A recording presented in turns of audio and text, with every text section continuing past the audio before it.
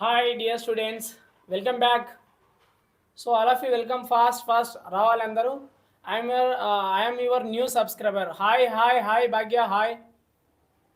Hi, Pallavi. Hi. Yes, Rawal is Srinivas. Hi. Dear student, come fast. Today we are going to the most important topics. So social studies so మన guest faculty వచ్చారనమాట. So మీకు Vineet sir అనమాట. Okay, so yesterday మీకు biology ఎగ్జామ్లో ఒక మధు సార్ని తీసుకొచ్చాను. Dear students, today Vineet సార్ని తీసుకొచ్చాను మీ ముందు. సో డియర్ స్టూడెంట్స్, ఈ క్లాస్ని మీరు లాస్ట్ వరకు చూడండి. Stream it is very useful for your board exam tomorrow. So రేపు మీకు సోషల్ ఎగ్జామ్ ఉంది కాబట్టి చాలా యూజ్ అయ్యే ఛాన్స్ ఉంది dear students. So don't forget last వరకు వాచ్ చేయండి please. So social studies last minute revision అంటే ఎగ్జామ్లో వచ్చే ఇంపార్టెంట్ టాపిక్స్, ఎగ్జామ్లో వచ్చే ఇంపార్టెంట్ క్వశ్చన్స్ అని సార్ ఈరోజు మీకు డిస్కస్ చేస్తారు dear students. So don't forget last వరకు వాచ్ చేయండి. సో మీ డౌట్స్ ఏమున్నా సార్కి అడగండి. Sir let us start sir. Welcome sir. So sir start చేయండి sir. Thank you sir. Good morning, students. I hope that you all completed up to the biology very well. Let us go for the last exam in the same Josh. Okay. So my name is Vinit. So I'm a social faculty in the reputed school here. So first, let us discuss the question paper. So we all know 3 sections we are having. What are the questions we are having? But let us discuss a question-wise thing. Okay. Section 1, the 2 marks. So 6 you will get, and the 6 you need to attempt. So in these 6 questions, definitely draw the outline map of Telangana. Sometimes he might ask the capital city of Telangana. So you need to make sure that you are very perfect in drawing the Telangana map. Okay. And in that one, the first 2 questions from the second lesson and from the third lesson. Okay. Second lesson and the third lesson. In these 2 lessons, we will get the 2 marks questions. In the third questions, draw the outline map of Telangana. Sometimes we will ask the capital city. He might ask the same question in the 4 marks, and he will say that the borders of the Telangana state are any 5 cities from the Telangana state. Okay. And the fourth question, a general question. He might ask you, who is your favorite national leader, a freedom fighter, and why? Sometimes he only directly asks the question like about the B.R. Ambedkar or Subhash Chandra Bose, or example the Pandit Jawaharlal Nehru or Mahatma Gandhi. So he might ask directly who is this freedom fighter and why you like him. So you need to read some biographies of the freedom fighters. So in the next question, rather than the freedom fighter questions, he might ask you a slogan to write the slogans. Any 2 slogans. Might be food security, we have a lesson, 11th lesson, a food security. Or else girl education. Or else in a few days we are going to have an elections. So how you will motivate the people to write to vote, how they can utilize their vote. In this way, he might ask you for to write the slogans. So for 2 marks means write at least 4 slogans. If any 2 are not wrong, 2 might be get corrected. Okay. And the next one, a table. And the table might be from last lesson, 21st lesson, net irrigated area of the Telangana is there. That table is a repeated one. He might ask you the table and the 2 questions from it. The first question definitely simple question, and second question is the indirect question. Why the net irrigated area is very high, or why net irrigated area is very low. So to write that answer, you need to read the above and below the topics of the table. So in this way, the 6 questions will be completed. So next one, section 2, the 4 marks. So all you have to attempt. 6 questions you have to attempt. So in this one, the first question might be from the first lesson, or from the 4th lesson, or from the 12th lesson, the world wars. Either the problems or consequences he might ask you, or from the first lesson, any one subtopic from the Himalayas, or else drainage system is there. In that one, he might ask you about the river system, or perennial river system, or the peninsular river system. Perennial river system, you know, right? The continuous river flow, water will be there in the rivers. Peninsular rivers means the South Indian rivers, Godavari, Kaveri, Tungabhadra, and the river Krishna. These are the perennial rivers. Okay. So after the next question might be a differences, similarities or differences he might ask you.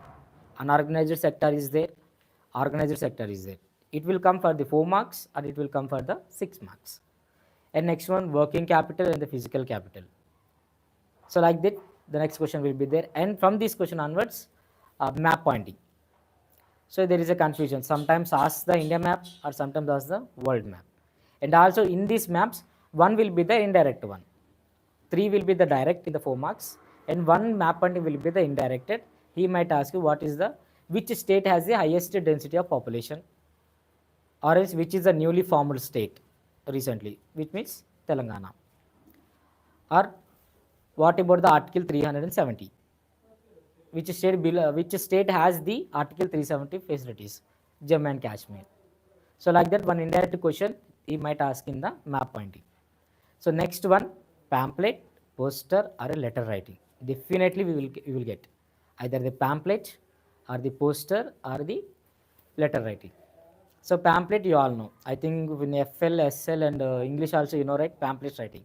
So in the pamphlets we need to give the more information, and along with that some drawings also you need to draw. So pamphlet, poster differences are there. In the pamphlet, more information about the topic and some drawings about the topic. And the next one, poster. In the poster, little information, the more diagram. So about the topic, you need to give the information through the diagrams only. Through the diagrams and the drawings only, you need to give the information in the poster. And the third one is the letter. Write a letter to a concerned authority. So I am thinking that we are having elections are completed in Telangana and the central government elections are going to conduct. So I thought he might ask about the write a letter to the concerned authority that some political parties are giving money to attract the voters. So to take this issue, write a letter to some concerned authority. So in this way, they might ask you. The last question might be again a map. So last question వచ్చేసరికి map కూడా అడగచ్చు. ఏ map అంటే వాళ్ళే ఒక map ఇస్తారు, ఆ map నుంచి కొన్ని క్వశ్చన్స్, లేకపోతే table or else bar graph. So bar graph వచ్చేసి 12th లెసన్లో మనకి ఆర్మమెంట్స్ రేస్ ఉంటుంది. యుఎస్ఏ ఎంత మనీ ఎక్స్పెండిచర్ ఇచ్చింది, యుఎస్ఎస్ఆర్ ఎంత మనీ ఎక్స్పెండిచర్ పెట్టింది వెపన్స్ అండ్ మెషినరీ బై చేయడానికి. సో ఆ బార్ గ్రాఫ్ ఇచ్చినప్పుడు సో ఎనాలైసిస్ ఐడియా ఉందా ఎలా రాయాలన్నది? సో మీకు ఒక సింపుల్ చెప్తాను. First one, you need to give the write the introduction. So ఎనాలైసిస్కి ఫస్ట్ మీరు రాయాల్సింది ఇంట్రడక్షన్. సో ఇంట్రడక్షన్లో మీరు ఏం రాస్తారు? ఆ బార్ గ్రాఫ్ దేని గురించి ఇచ్చారు? So this graph is about so and so. So ఈ బార్ గ్రాఫ్ దీని గురించి ఇచ్చారని చెప్పేసి ఇంట్రడక్షన్ ఒకటి ఇవ్వాలి. Next one, what is the observation?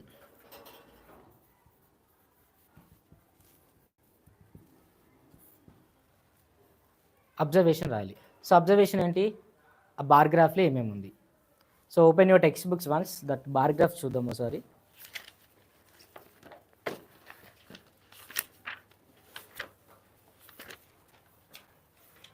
Page number 165 in your textbooks.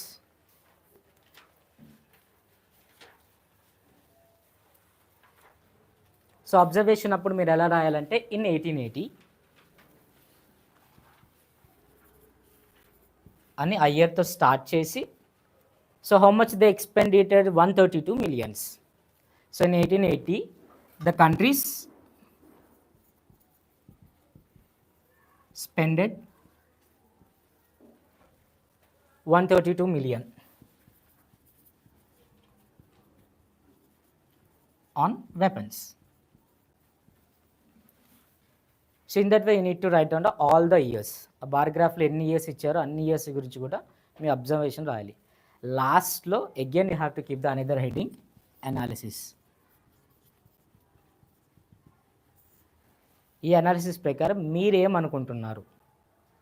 So ఆ బార్ గ్రాఫ్ గురించి మీ అనాలిసిస్ ఏంటి?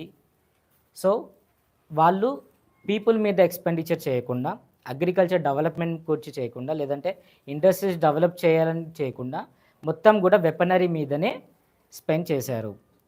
సో దానివల్ల state or countries economy damage అవుతుంది. సో అట్లా మీ ఒపీనియన్ అనేది ఈ అనాలిసిస్లో రాయాలి. So this is the way you have to write for the టేబుల్కైనా బార్ గ్రాఫ్కైనా పై చార్ట్ అయినా ఇదే ప్రాసెస్ ఫాలో అవ్వండి. Simple and easy. కరెక్షన్ చేసే పర్సన్కి కూడా ఈజీగా అండర్స్టాండ్ అవుతుంది, ఫాస్ట్గా కరెక్షన్ అయిపోతుంది, మార్క్స్ కూడా ఎక్కువ వస్తాయి. పాయింట్ వైజ్గా రాస్తేనే క్వశ్చన్ అనేది ఎక్కువ కనబడుతుంది answer. Okay, if you right in the point wise, not only this analysis కానీ కామెంట్ 6 మార్క్స్ మొత్తం కూడా పాయింట్ వైజ్లో రాస్తే అది ఎక్కువ మ్యాటర్ కింద కనబడుతుంది. సో కరెక్షన్ చేసే పర్సన్ కూడా ఈజీగా అండర్స్టాండ్ అవుతుంది. సో కరెక్షన్స్ కూడా ఫాస్ట్గా వెళ్ళిపోతుంది. So try to right in a point wise. Opinion కూడా పాయింట్ వైజ్లోనే రాయండి, కామెంట్ పాయింట్ వైజ్లోనే రాయండి, ఇంటర్ప్రిటేషన్ కూడా పాయింట్ వైజ్లోనే రాయాలి. ఓకే, 6 మార్క్స్ అనేది పాయింట్ వైజ్లో రాస్తే అది మనకి పాజిటివ్ ఉంటుంది ప్లస్. ఓకే, సో ఇక్కడతో 4 మార్క్స్ అయిపోతుంది. డెఫినెట్గా లాస్ట్ క్వశ్చన్ బార్ గ్రాఫే వస్తుంది, లేదంటే ఒక టేబుల్ వస్తుంది, ఏదన్నా టేబుల్. సెకండ్ లెసన్ థర్డ్ లెసన్స్లో టేబుల్స్ ఉంటాయి. Life expectancy, HDI, human literacy, human expectancy, infant mortality rate అని ఒక టేబుల్ ఉంటుంది. శ్రీలంక, ఇండియా, మేబీ ఆ టేబుల్ కూడా రావచ్చు. సో దాని మీద సమ్టైమ్స్ క్వశ్చన్స్ రావచ్చు, 4 క్వశ్చన్స్, లేదా మీ అనాలిసిస్ అడగచ్చు. సో దాన్ని బట్టి మీరు రాయండి. Okay, so next 6 marks. So 6 marks అనేది 13th క్వశ్చన్తో స్టార్ట్ అవుతుంది. 13th క్వశ్చన్ ఎప్పుడు కూడా ఫస్ట్ లెసన్ నుంచే ఉంటుంది, అదైతే చేంజ్ అవ్వదు. అది కూడా హిమాలయస్ క్వశ్చనే. ప్రతి హిమాలయస్కి సంబంధించిన అన్ని క్వశ్చన్స్ చదువుకోండి. ఓకే, హిమాలయస్ టాపిక్కి సంబంధించిన అన్ని క్వశ్చన్స్ చదవండి. రిపీటెడ్ క్వశ్చన్ వచ్చేసరికి what is the vital importance for the development of India. Himalayas ఎలా యూజ్ అవుతున్నాయి ఇండియా డెవలప్ అవ్వడానికి. సో అది రిపీటెడ్ క్వశ్చన్ ఉంటుంది. లేదా క్లాసిఫై ద హిమాలయస్. సో ఎన్ని ఉన్నాయి మనకి హిమాలయస్, ఎన్ని రేంజెస్ ఉన్నాయి? 3 రేంజెస్ ఉన్నాయి. Greater Himalayas or we say Himadri, and the Himachal Himalayas and the Shivalik range. So ఒక్కొక్క టాపిక్ గురించి, ఒక్కొక్క సబ్ టాపిక్ గురించి 4 లైన్స్. ఏ రేంజ్ నుంచి ఏ ఏరియా వరకు స్టార్ట్ అవుతుంది గ్రేటర్ హిమాలయస్, హిమాచల్ హిమాలయస్ ఎక్కడి నుంచి ఎక్కడి వరకు, దాని రేంజ్ ఏంటి, వాటి యావరేజ్ హైట్ ఏంటి, ఇంపార్టెంట్ హిల్ స్టేషన్స్ ఏంటి, అలా రాస్తే ఒక్కొక్క సబ్ టాపిక్కి మీకు 5 పాయింట్స్ వస్తాయి. డెఫినెట్గా 6/6 డెఫినెట్గా పడుతుంది. ఇంకా మోర్ ఇన్ఫర్మేషన్ మీకు తెలిస్తే మోర్ ఇన్ఫర్మేషన్ రాయొచ్చు. పెరీనియల్ రివర్స్, హిమాద్రి వాళ్ళనే perennial reverse. Okay, Himachal Himalayas అక్కడ హిల్ స్టేషన్స్ ఉంటాయి, it's a tourist place. Shivalik range చాలా హైట్ తక్కువ ఉంటాయి, లాస్ట్ రేంజ్ అది. సో అక్కడ ప్లెయిన్స్ అనేవి చాలా ఫెర్టైల్గా ఉంటాయి, the land is very fertile. Reverse కూడా అక్కడే ఎండ్ అవుతాయి. సో అక్కడ అగ్రికల్చర్ అనేది మనకి చాలా యూజ్ అవుతుంది ఆ ల్యాండ్. సో ఇట్లా మీరు కొన్ని ఎక్స్ట్రా పాయింట్స్ కూడా యాడ్ చేస్తే అది మీకు యూస్ఫుల్ అవుతుంది మార్క్స్ వేయడానికి. సో నెక్స్ట్ 14th క్వశ్చన్ వచ్చేసరికి 4th లెసన్ నుంచి ఉంటుంది, climate. Or else from 16th lesson, elections lesson నుంచి కానీ, ఆరెల్స్ ఫ్రమ్ 17, 18, 19 లెసన్స్ నుంచి ఉంటాయి. సో అది లెసన్ వైజ్ వెళ్ళేటప్పుడు మనం టాపిక్ వైజ్లో చెప్తాను ఇవనేది. Okay, in the next question is an interpretation or the comment or opinion. So 3 సేమే ఉంటాయి, డిఫరెన్సెస్ ఉంటాయి, వర్డ్స్ ఒక్కటే డిఫరెంట్ ఉంటుంది. ఇంటర్ప్రిటేషన్ అంటే మీ ఓన్ పాయింట్స్ అనేది యాడ్ చేయాలి. Okay, for example India and Pakistan partition అయ్యే టైంలో lot of damage was happen. So partition అయ్యే టైంకి ముస్లిమ్స్ హిందూస్ని చంపడం, హిందూస్ని ముస్లిమ్స్ని చంపడం ఇలా జరిగింది. So lot of property damage అయింది. సో చాలామంది ఎక్స్ప్లాయిటేషన్ అంటే దొంగతనం చేసుకున్నారు. సో దాని మీద మీరేం పాయింట్స్ చేస్తారు? So according to the given paragraph, so మీరు ఆ పారాగ్రాఫ్ని ఎక్స్ప్లెయిన్ చేయాలి. ఫస్ట్ 3 లైన్స్ ఆ పారాగ్రాఫ్ గురించి మీ ఎక్స్ప్లెనేషన్ ఇవ్వాలి. తర్వాత in my interpretation or in my opinion అని చెప్పేసి మీ ఒపీనియన్ అనేది స్టార్ట్ చేయాలి. కామెంట్కి ఒపీనియన్, ఇంటర్ప్రిటేషన్ 3 సేమే ఉంటాయి, just little way of the lines which you use or words use or different ఉంటాయి. Okay, so in that way opinion or interpretation question అయిపోతుంది. Next question world map or the India map. So into 6 points ఉంటాయి. డెఫినెట్గా 12th lesson నుంచి ఒక్క map pointing వస్తుంది. Either he will ask where the America bombarded the nuclear bomb or the atom bomb. So where? Japan. Or else first ఏ country triple alliance start చేసింది? Germany. Or else first ఏ country triple entity join అయింది? Britain. Or the France. Triple entity France, triple alliance వచ్చేసరికి Germany. So in this way ఒక indirect question ఉంటుంది, మిగతా questions ఏమో నార్మల్గా అడుగుతారు. ఒకటి మాత్రం డెఫినెట్గా మనకి తెలియందే అడుగుతారు. క్యూబా లాస్ట్ టైం అడిగారు, ఇంకా మనకి తెలియంది ఒకటి ఉంటుంది. సో అన్నీ ఒకసారి చెక్ చేసుకోండి, అన్ని కంట్రీస్, మెయిన్ కంట్రీస్ చెక్ చేసుకోండి. సో కాంటెంపరీ నుంచి కూడా అడగచ్చు. సో యుక్రెయిన్ వార్ ఉంది, జరుగుతుంది, Ukraine and Russia war, maybe Ukraine అడగచ్చు మ్యాప్ పాయింటింగ్. ఆర్ఎల్స్ ప్రజెంట్ జరుగుతున్న వారు Israel and Palestine, maybe Israel map pointing అడగచ్చు, ప్యాలెస్తీన్ మ్యాప్ పాయింటింగ్ కూడా అడగచ్చు. సో దాని తర్వాత మళ్ళీ జస్ట్ ఒక నార్మల్ క్వశ్చన్, జనరల్ క్వశ్చన్ ఒకటి వస్తుంది, consequences of the world war, లేదంటే పబ్లిక్ సెక్యూరిటీ గురించి, ఫుడ్ సెక్యూరిటీ గురించి ఒక క్వశ్చన్. ఒక జనరల్ క్వశ్చన్స్ 3 సెక్షన్స్లో కూడా ఒక జనరల్ క్వశ్చన్ అనేది ఉంటుంది. 2 మార్క్స్లోనేమో స్లోగన్స్ అడుగుతారు, లేదా ఎనీ ఫేమస్ ఫ్రీడమ్ ఫైటర్ గురించి మీ ఒపీనియన్ అడుగుతారు. సో 4 మార్క్స్కి వచ్చేసరికి చెప్పాను, ప్యాంప్లెట్ కానీ, పోస్టర్ కానీ, లెటర్ కానీ.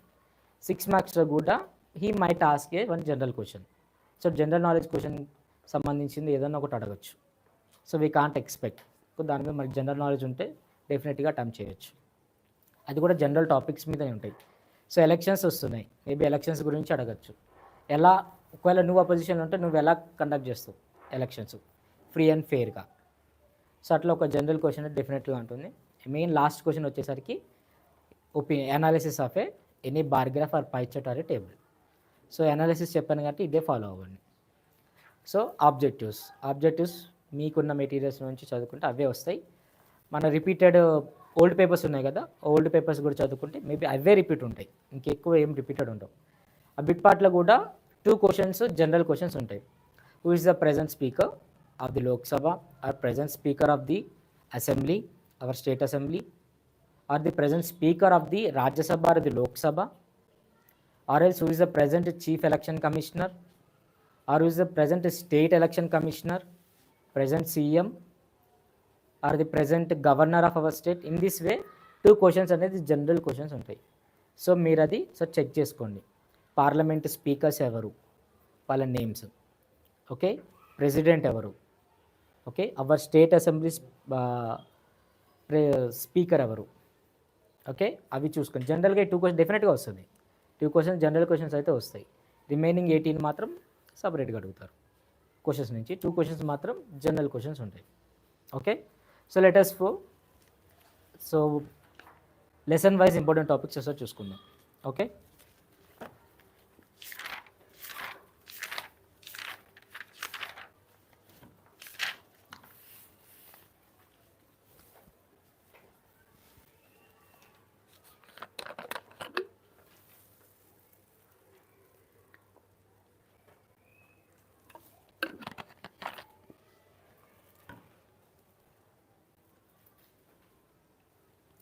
సో ఫస్ట్ లెసన్ నుంచి హిమాలయస్.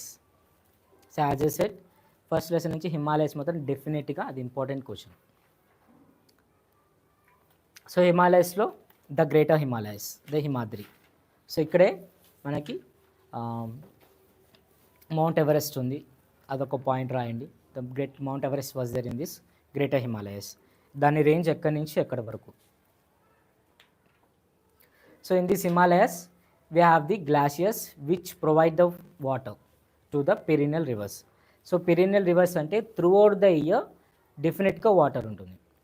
సో డ్రై అవుట్ అవ్వవు. పెరినియల్ రివర్స్ గంగా, యమున అవి ఎప్పుడు కూడా డ్రై అవుట్ అవ్వవు. So that's why they are called as perennial rivers, the rivers which have the continuous flow of water. Okay, and the next one Himachal Himalayas. It is famous for the hill stations, tourism ప్లేస్కి. Okay, వాటిలో ఉన్న famous hill stations Pir Panjal, ధౌలధార్, వీటి గురించి ఒక point రాయండి. Okay, and the last one was the Shivalik range. So వీటి height తక్కువ ఉంటుంది, వీటి రేంజ్ కూడా తక్కువే ఉంటుంది. Okay,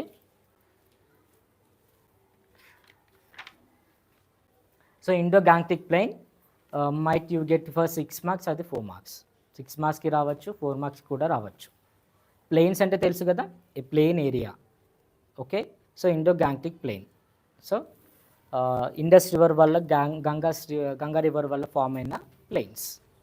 okay, so peninsular plateau, మన సౌత్ ఇండియా మొత్తం కూడా పెనిన్షులర్ ప్లాట్యూవే. ఓకే, సో పెనిన్షులర్ ప్లాట్యూలో మనకి వెస్టర్న్ ఘాట్స్ ఉంటాయి, ఈస్టర్న్ ఘాట్స్ ఉన్నవి. Western Ghats or the continuous ranges, eastern Ghats or not the continuous ranges. Okay, so western ఘాట్స్లో నుంచి మనకి 2 రివర్స్ అనేది ఫామ్ అయ్యాయి, river Godavari and river Krishna. So Deccan plateau అనేది వెస్ట్ సైడ్ కొద్దిగా హైట్ ఉంటుంది, ఈస్ట్ సైడ్ కొద్దిగా హైట్ తక్కువ ఉంటుంది. దే సే దట్ ఈ Deccan plateau is tilted towards the east side, అంటే ఇట్లా కొద్దిగా వంగి ఉంటుందని అర్థం. సో దానివల్ల రివర్స్ అనేది వెస్ట్ సైడ్ నుంచి ఈస్ట్ సైడ్ ఫ్లో అవుతుంది. స్లోప్ తెలుసు కదా మీకు, slope you know right. So స్లోప్గా ఉంటుంది Deccan plateau. That is the reason rivers అనేది వెస్ట్ సైడ్ నుంచి ఈస్ట్ సైడ్ ఫ్లో అవుతాయి మన సౌత్ ఇండియాలో. Okay, so Deccan plateau is important.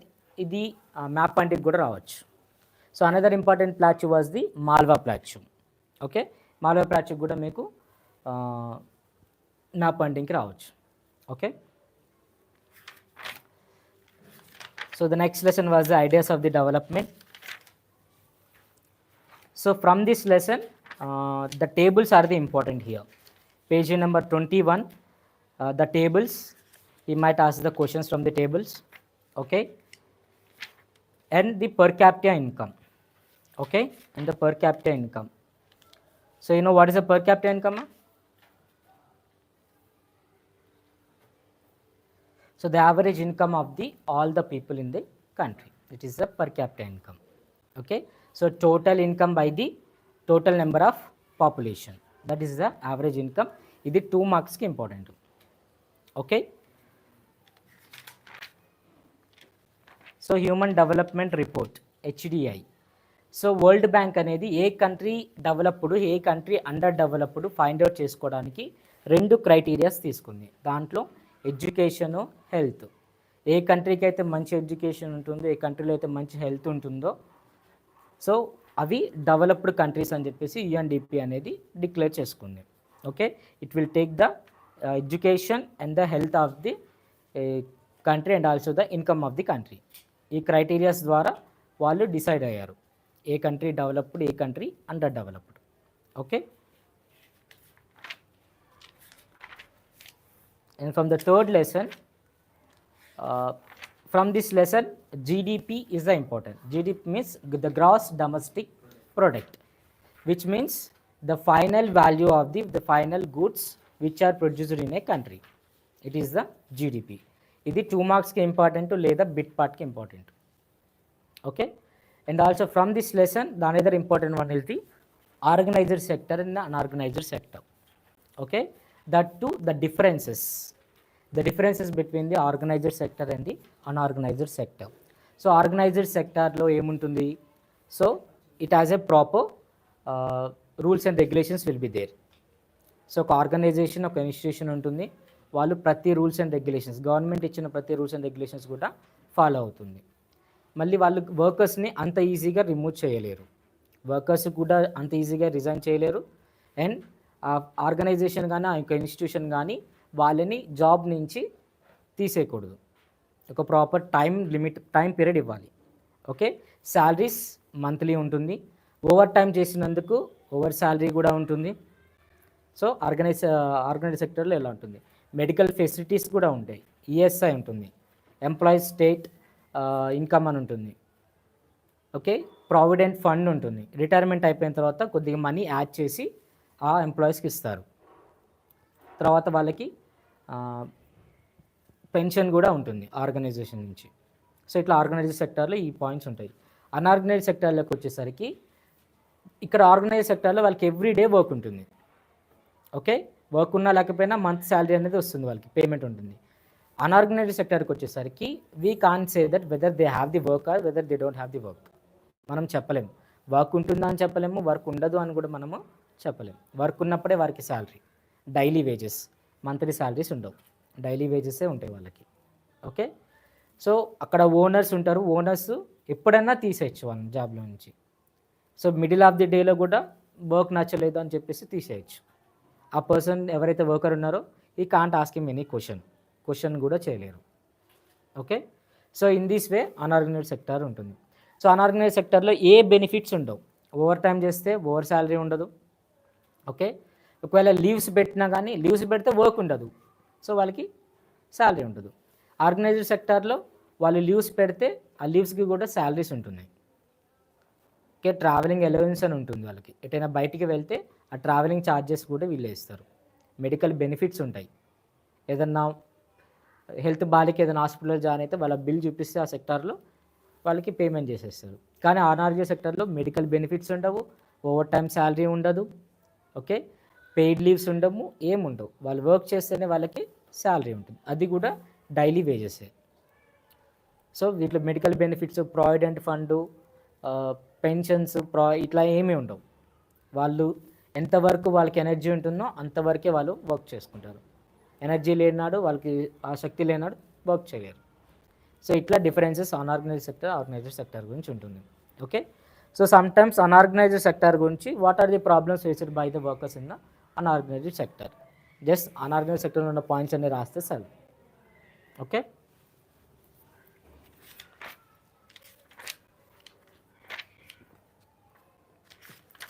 Next from the 4th lesson, the climate of India. So ఇక్కడ graphs ఉన్నాయి. So ఈ లెసన్లో 4 to 5 గ్రాఫ్స్ ఉంటాయి. ఆ graphs are the important for the analysis. Okay, ఏ మంత్లో ఎంత టెంపరేచర్ ఉంది. సో నేను చెప్పాను కదా ఇంట్రడక్షన్, అబ్జర్వేషన్, అనాలిసిస్.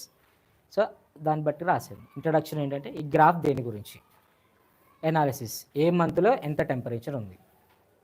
సో లాస్ట్లో మీ అనాలిసిస్ ఇంత టెంపరేచర్ ఈ టైంలో ఎందుకు ఉండాల్సి వచ్చింది, due to the pollution or the global warming. Heat ఎక్కువ ఉంటే గ్లోబల్ వార్మింగ్ వల్ల టెంపరేచర్ అనేది వెరీ హై ఉంది. లేదు, రెయిన్ చాలా తక్కువ ఉన్నాయి, దానికి కూడా కారణం గ్లోబల్ వార్మింగ్, డిఫారెస్టేషన్. సో మీ సజెషన్స్ ఏంటి, ఇది తగ్గించాలంటే పొల్యూషన్ తగ్గించాలి, గ్లోబల్ వార్మింగ్. రెయిన్స్ ఎక్కువ పడాలంటే we have to do the deforestation. So అట్లా మీకు కొన్ని పాయింట్స్ కూడా ఒకవేళ ఈ లెసన్ నుంచి ఈ గ్రాఫ్స్ వస్తే సో ఇలా మీరు రాయాలి అనాలిసిస్లో. Okay, and another one was the compare the climate of Delhi and Chennai and how are they different. From the page number 47 మీకు కలర్డ్ బాక్సెస్లో ఉంటుంది ఆ క్వశ్చన్. అది ఒక 4-5 టైమ్స్ రిపీట్ అయింది. సో ఆ క్వశ్చన్ కూడా ఒకసారి చూసుకోండి. And the next one, the factors that affect the climate and weather. So India మొత్తం కూడా ఒకటే కంట్రీ, కానీ ఒక్కొక్క ఏరియాలో ఒక్కొక్క టైప్ ఆఫ్ క్లైమేట్ ఉంటుంది. మనం నార్త్ ఇండియా వెళ్తే కూల్ క్లైమేట్ ఉంటుంది మోస్ట్లీ, సౌత్ ఇండియాకి వస్తే హాట్ క్లైమేట్ ఉంటుంది. The reason was due to the equator near to us to the southern India. So ఈక్వేటర్లో ఎలా ఉంటుంది, సన్ రేస్ అనేది డైరెక్ట్గా ఫాల్ అవుతుంది. సో మన సౌత్ ఇండియా ఈక్వేటర్ రీజన్కి దగ్గర ఉండడం వల్ల సౌత్ ఇండియాలో కొద్దిగా హీట్ ఎక్కువ ఉంటుంది. సో నార్త్ ఇండియా వచ్చేసరికి అక్కడ మౌంటైన్స్ ఎక్కువ, మొత్తం కూడా కవర్ అయిపోయి ఉంటుంది మౌంటైన్స్తో. సో అక్కడ కోల్డ్ క్లైమేట్ ఉంటుంది. సో ఈ ఫ్యాక్టర్స్ ఏమి ఎఫెక్ట్ చేస్తూ ఉంటాయి అంటే లాటిట్యూడ్స్. ఓకే, సో మనకి డిఫరెంట్ లాటిట్యూడ్స్ ఉన్నాయి కదా. సో ఒక్కొక్క లాటిట్యూడ్లో ఒక type of sunrise falling అనేది ఉంటుంది. So that is the reason the temperature is different in each and every place in our country. Okay, and the next one, the land water relationship. So ఏదైతే land వాటర్కి దగ్గరగా ఉంటుందో అక్కడ humidity అనేది ఎక్కువ ఉంటుంది. హ్యూమిడిటీ అంటే ఏంటంటే ఉక్కపోత ఎక్కువ ఉండడం. చల్లగానే ఉంటుంది కానీ గాలి అసలు ఉండదు, అది ఉక్కపోత. సో అక్కడ హై టెంపరేచర్ అని చెప్పలేము, లో టెంపరేచర్ అని కూడా చెప్పలేము. రెయిన్ఫాల్ ఎప్పుడు పడుతుందో కూడా మనం చెప్పలేము. Okay, and the next one is the altitude. Altitude అంటే హైట్ డిఫరెన్సెస్. సో ఏదైనా హైట్లో ఉంటే అది కూల్ టెంపరేచరే. ఓకే, మనం పైకి వెళ్ళే కొద్ది కూల్ టెంపరేచర్ ఉంటుంది కదా. సో సేమ్ అంతే. సో ఏదైనా ఏరియా కానీ ఏదైనా స్టేట్ కానీ వెరీ హైట్లో ఉంటే ఆ స్టేట్లో కూల్ టెంపరేచర్ ఉంటుంది. సో నార్త్ ఇండియా స్టేట్స్ అన్నీ కూడా హైట్లో ఉంటుంది. హిమాలయాస్ ఉన్నాయి కదా, హిమాలయస్ హైట్లో ఉంటాయి, ఆ కంట్రీస్ కూడా అదే హైట్లో ఉంటాయి. కాబట్టి అక్కడంతా కూడా cool temperature. Okay, south India మరీ అంత హైట్లో ఉండవు కాబట్టి నార్మల్గా మీన్ సీ లెవెల్లో ఉంటాయి కాబట్టి ఇక్కడ ఎక్కువ టెంపరేచర్ అనేది ఉంటుంది, hot temperature. Okay, the next one, here we are having the two maps from page number 50 and page number 51, map 1 and map 2. So వీటి నుంచి కూడా క్వశ్చన్స్ అడగచ్చు.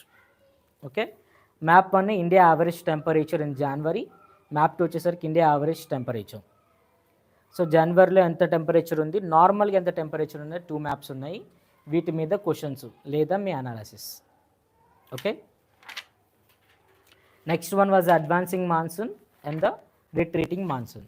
ఫస్ట్ మాన్సూన్ వర్డ్ అనేది ఎక్కడి నుంచి వచ్చింది, from the Arabic word the మౌజమ్, that means the rainy season. So అట్లా మీరు క్వశ్చన్స్ అనేది స్టార్ట్ చేయాలి. Okay, so while they are coming from the Arabic, from the Iran నుంచి కానీ సౌత్ ఆఫ్రికా వచ్చేటప్పుడు ఈ విండ్స్తోనే వాళ్ళు వచ్చారు. సో మనకి స్టార్టింగ్లో మోటార్స్ లేవు, సో విండ్స్ హెల్ప్తోనే షిప్స్ ఫ్లో అయ్యేవి, తెలుసు కదా. విండ్స్తోనే షిప్స్ అనేవి ముందుకెళ్ళేవి, ఐడియా ఉన్నాయా? సో ఈ విండ్స్ ద్వారానే అరబ్ ట్రేడర్స్ అనేది మన ఇండియాకి వచ్చారు. ఓకే, సో అందుకే దీనికి మాన్సూన్ అనే వర్డ్ ఇచ్చారు. సో ఈ విండ్స్ అనేది కొద్దిగా మనకి ఎర్లీగా రావడం వల్ల అడ్వాన్సింగ్ మాన్సూన్ కింద వచ్చింది. Okay, so these are the important topics from this lesson. Another one was the global warming. So temperature అనేది ఇంక్రీజ్ అవ్వడం వల్ల పొల్యూషన్ ద్వారా గ్లోబల్ వార్మింగ్ అంటాం మనం. ఓకే, సో దీంట్లో ఇంకో గ్లోబల్ వార్మింగ్ ఉంది, అదే AGW, that means anthropogenic global warming. The global warming which was caused by the humans, it is called as anthropogenic global warming. Okay, so కొన్నిసార్లు what is global warming, what are the precautions that you have to tell for the global warming, ఆ question repeated question ఉంటుంది. So ఆ question చూసుకోండి. Okay, in this topic only we have the IPCC. Okay, IPCC, it is a organization which was organized by the UNO to reduce the global warming in the country. So 2015లో ప్యారిస్లో ఒక meeting held చేశారు. ఆ మీటింగ్లో developed countries, under developed countries రెండూ meet అయ్యాయి. వాళ్ళ మధ్య ఒక క్లాష్ వచ్చింది. Developing countries, under developed countries ఏం చెప్పారంటే, డెవలప్డ్ కంట్రీస్ ఆల్రెడీ డెవలప్ అయిపోయినాయి కాబట్టి మీరు ఇండస్ట్రీస్ యూజ్ చేయడం తగ్గించండి, మేము యూజ్ ఎక్కువ చేసుకుంటాం. డెవలప్డ్ కంట్రీస్ దానికి ఒప్పుకోలేదు, ఆ క్లాష్ వచ్చింది. సో ఇండస్ట్రీస్ వల్ల పొల్యూషన్ ఉంటుంది కదా, సో వాటి నుంచి వేస్టేజ్ రావడము, వాటి నుంచి ఎయిర్ పొల్యూషన్ రావడము. సో ఇలా ఉండడం వల్ల డెవలపింగ్ కంట్రీస్ అనేది డెవలప్డ్ కంట్రీస్కి ఒక సజెషన్ ఇచ్చాయి, మీరు ఆల్రెడీ డెవలప్ అయిపోయారు కాబట్టి మేము ఎక్కువ యూజ్ చేసుకుంటాం. సో దీనివల్ల క్లాష్ వచ్చింది వాళ్ళకి. ఓకే,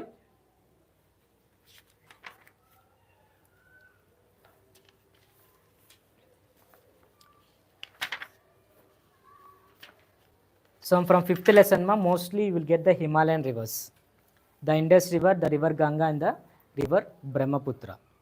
Okay,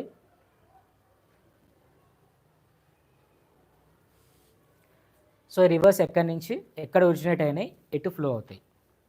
సో ఎక్కువ ఈ క్వశ్చన్స్ అనేది రావు, ఈ క్వశ్చన్ రాదు మీకు. ఈ లెసన్ నుంచి మీకు మ్యాప్ పాయింటింగ్ వస్తుంది. ఇండస్ రివర్ని మీరు డ్రా చేయాలి, లేదా రివర్ మోస్ట్లీగా ఇండస్ రివరే అడుగుతారు, లేదా river Brahmaputra. Okay, or else the south peninsular rivers like river Godavari or river Krishna. ఈ 4 రివర్స్ అనేది ఎక్కువగా అడుగుతారు. దీంట్లో డెఫినెట్గా 1 రివర్ అయితే ఉంటుంది. ఇండియా మ్యాప్ అడిగితే ఇండియా మ్యాప్లో డెఫినెట్లీగా ఒక రివర్ అయితే అడుగుతారు. దాంట్లో రిపీటెడ్ అయితే ఇండస్ రివర్ ఉంటుంది, గోదావరి రివర్ ఉంటుంది, some times river Narmada. Okay, so ఆ మ్యాప్ పాయింటింగ్స్ మీరు చూసుకుంటే ఈ లెసన్ నుంచి కవర్ అవుతుంది. Okay, and CCT, comprehensive counter trenches. Okay, so ఒక ల్యాండ్ని మొత్తం కూడా స్టెప్స్ కింద డివైడ్ చేయడం. కాంప్రహెన్సివ్ కౌంటర్ ట్రెంచెస్ అనేది ఒక ల్యాండ్ ఏరియాని ఒక స్టెప్స్ కింద చేస్తే రెయిన్ వాటర్ పడ్డప్పుడు రెయిన్ వాటర్ హార్వెస్టింగ్ అవుతుంది. దానివల్ల ల్యాండ్ ఎంత ఫెర్టైల్ అవుతుంది, అగ్రికల్చర్ కూడా యూజ్ అవుతుంది. ఓకే, సో ఈ టాపిక్ అనేది చాలా ఇంపార్టెంట్. సో ఆదర్శ్ గ్రామ యోజన ద్వారా ద హివారీ బజార్ అనే ఒక విలేజ్ దీని కింద సెలెక్ట్ అయ్యి కాంప్రహెన్సివ్ కౌంటర్ ట్రెంచెస్ అనేది అక్కడ డెవలప్ అయింది. సో దాని ద్వారా ద సరౌండింగ్ విలేజెస్ కూడా డెవలప్ అయినాయి. సో అక్కడ రెయిన్ వాటర్ మీదే ఇరిగేషన్ రెయిన్ వాటర్ మీదే అగ్రికల్చర్ ఉంటుంది, కానీ రెయిన్ఫాల్ అనేది వెరీ తక్కువ అవడం వల్ల ఆ రెయిన్ వాటర్ హార్వెస్టింగ్ చేసుకున్నారు వాళ్ళు ఈ CCT ద్వారా. Okay, and the next lesson was this population. దీంట్లో ఏజ్ స్ట్రక్చర్ అదే మోస్ట్ ఇంపార్టెంట్. చిల్డ్రన్ ఏ ఏజ్ నుంచి ఏజ్ వరకు 0 to 15 వాళ్ళు ఏం చేయాలి, they just depend upon the adults. ఫుడ్కైనా ఎడ్యుకేషన్కైనా దేనికైనా అడల్ట్స్ మీద డిపెండ్ అవుతారు. అదొకటి. నెక్స్ట్ వన్ వచ్చేసరికి working age 15 to the 49. So వీళ్ళేంటి, they have to work and they need to provide the food to the they have to provide the food to the children and to the aged people.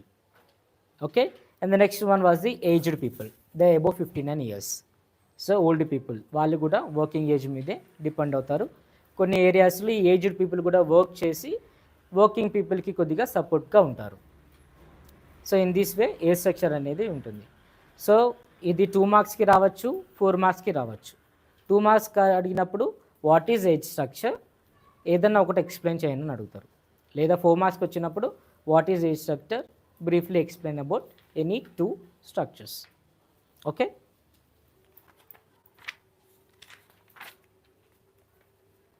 And in this one the graph which was there's, graphs కూడా check చేసుకోండి అనాలిసిస్కి.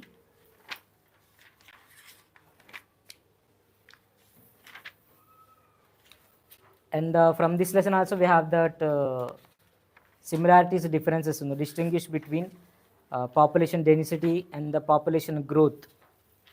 Okay, so our questions కూడా check చేసుకుంటే they are important for you. ఈ lesson నుంచి 2 marks వస్తుంది, 4 marks వస్తుంది. So 2 marks అంటే just the definitions of the population density, population growth, okay, infant mortality, sex ratio, fertility rate, keywords అన్నీ కూడా చూసుకోండి. ఓకే, అవి 2 మార్క్స్కి వస్తుంది. డెఫినెట్గా 2 మార్క్స్ అయితే ఈ లెసన్ నుంచి ఉంటుంది. ఓకే, ఇన్ ది సెటిల్మెంట్స్, ఈ సెటిల్మెంట్స్ లెసన్ నుంచి urbanisation topic, problems of urbanisation, okay, అదొకటి. తర్వాత ఎరిట్రోపోలిస్, ఎయిర్పోర్ట్ సిటీ, ఓకే, అదొకటి. Migration topic. సో మైగ్రేషన్ అంటే తెలుసు కదా, moving from one place to the another place in search of a better job or better educational facilities or the for the better for our betterment, that is migration. So దీంట్లో ఉన్న sub topics కూడా చూసుకోండి. Rural to urban migration, that means villages నుంచి urban ఏరియాకి వెళ్ళడం in search of job or in search of education. Okay, rural to rural migration. So విలేజెస్లో ఉండే agriculture labours వాళ్ళ ఏరియాలో వారికి వర్క్ దొరకకపోతే వేరే విలేజ్లో వర్క్ కోసం వెళ్తారు. సో ఈ మధ్యలో కాంట్రాక్టర్స్ ఉంటారు, వీళ్ళకి వాళ్ళు వర్క్ చూపిస్తూ ఉంటారు. సో దీన్నే రూరల్ టు రూరల్ మైగ్రేషన్ అంటారు. ఇది టెంపరీగా ఉంటుంది. సో 6 months వరకు అయితే 6 months వరకు మాత్రమే వాళ్ళు మైగ్రేట్ అవుతారు, మళ్ళీ నెక్స్ట్ 6 months వాళ్ళు రిటర్న్ అయిపోతుంటారు. So this is the rural to rural migration. So ఈ మైగ్రేషన్ వల్ల ప్రాబ్లమ్స్, మైగ్రేషన్ అవ్వడం వల్ల రూరల్ టు అర్బనైజేషన్ ఇంక్రీజ్ అవుతుంది.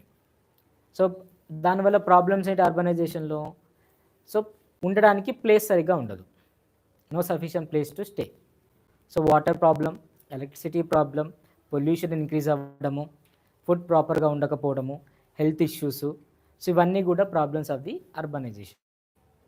సో పాపులేషన్ ఎక్కువ అవడం వల్ల రిసోర్సెస్ అనేది తక్కువ అయిపోతుంటాయి. Okay, and in this lesson another one was the monitoring of the international migration. So international migration kuda undi, nothing but migrating from one country to the another country. So బిగినింగ్లో ఈ migration ఎక్కువ care చేసుకోలేదు ఎవరు, ఏ country కూడా ఈ migration అంత పట్టించుకోలేదు, international migration. కానీ టెర్రరిజం ఎప్పుడైతే స్టార్ట్ అయిందో, సో ఏ కంట్రీ నుంచి ఎవరైతే టెర్రరిస్ట్ వస్తున్నారో వాళ్ళు వచ్చి ఇక్కడ వాళ్ళ కంట్రీస్లో వైలెన్స్ అనేది చేస్తున్నారు. సో అలా అవ్వడం వల్ల ఇమిగ్రేషన్ యాక్ట్స్ అనేది అన్ని కంట్రీస్ కూడా పెట్టుకున్నాయి.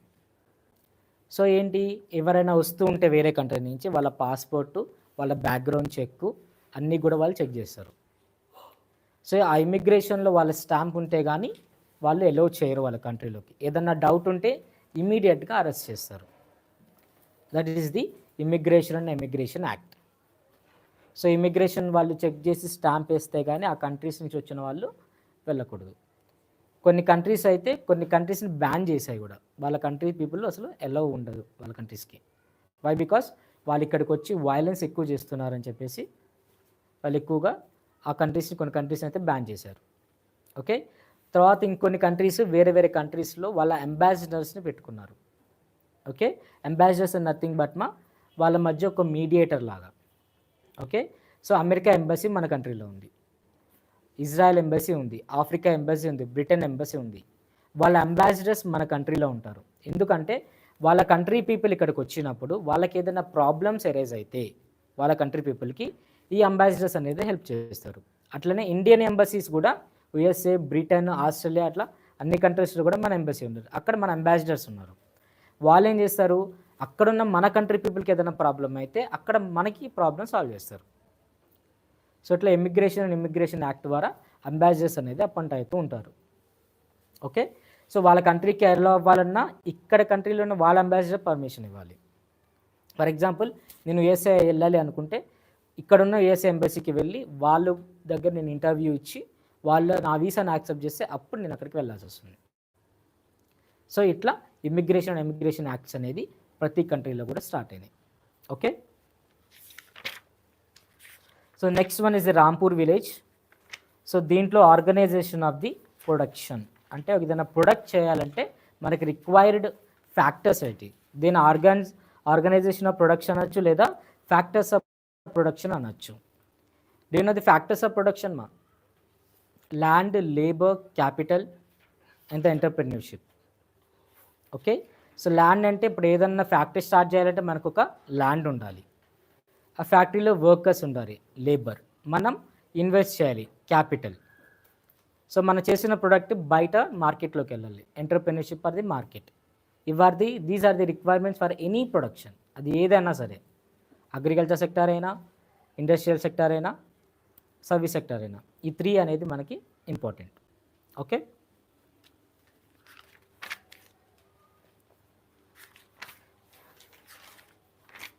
And from this lesson physical capital అంటే ఏంటి, వర్కింగ్ క్యాపిటల్ అంటే ఏంటి. So differences between physical capital and the working capital. So physical capital is nothing but money. Working capital is what the inputs they will keep. Okay, inputs అంటే materials ఏమి input చేస్తారు, అది working capital. Physical capital వచ్చేసరికి it is the money. Okay, the next one the non farm activities in the Rampur. So మనం విలేజెస్లో 2 types of things చూస్తాం, either agriculture లేదా dairy products. Okay, agriculture కొంతమంది అగ్రికల్చర్ చూసుకుంటారు, కొంతమంది dairy products, that means milk products. So milk అమ్మడం లేదా ఏదైనా షాప్ కీపర్ లేదా రేషన్ షాప్, ఇవి ఉంటాయి. సో ఇది just for the bit part useful this topic. Okay, and from the 9th lesson the globalization topic. In this topic MNCs are the important, multinational companies. So multinational companies అంటే ఏంటి, వాళ్ళ కంపెనీలో వాళ్ళ head క్వార్టర్సే కాకుండా వేరే కంట్రీస్లో కూడా వాళ్ళ బ్రాంచెస్ ఉంటాయి. అట్లాంటి కంపెనీసే ఎంఎన్సి కంపెనీస్ అంటారు.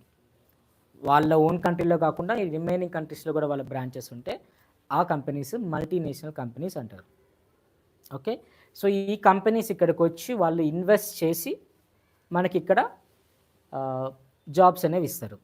అండ్ అనదర్ రీజన్ ఎంఎన్సీస్ వేరే కంట్రీస్లో పెట్టడానికి కోసం the raw materials.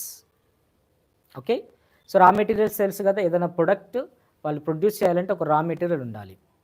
For example ఒక చాక్ పీస్ ఒక డస్టర్ తీసుకుందాం, దానికి ఏం కావాలి, sponge. So from the cotton or from other things will get the sponge. So దానికి రా మెటీరియల్ అనేది అగ్రికల్చర్ నుంచి వస్తుంది. సో ఏ కంట్రీలో అయితే అగ్రికల్చర్ ఎక్కువ ఉంటుందో, ఏ కంట్రీ అయితే రా మెటీరియల్స్ కొద్దిగా చీప్గా ప్రొవైడ్ చేస్తావో ఆ కంట్రీస్ సెలెక్ట్ చేసుకొని అక్కడ వాళ్ళ కంపెనీస్ పెట్టుకుంటారు. So this is the another reason that the MNC companies are established in the different countries. So చీప్గా ఎంఎన్సీ కంపెనీస్కి రా మెటీరియల్స్ అవైలబుల్ ఉంటుంది. వాళ్ళకి కూడా రా మెటీరియల్స్ దొరుకుతాయి మన దగ్గర నుంచి ఎక్స్పోర్ట్ చేసుకుంటే, కానీ ఎక్స్పోర్ట్ చేసుకోవడం వల్ల ఎక్కువ ఇన్వెస్ట్ చేయాల్సి వస్తుంది. అదే వాళ్ళ కంపెనీ ఇక్కడ ఎస్టాబ్లిష్ చేస్తే చీప్గా వాళ్ళకి రా మెటీరియల్స్ అనేది అవైలబుల్గా ఉంటుంది. Okay,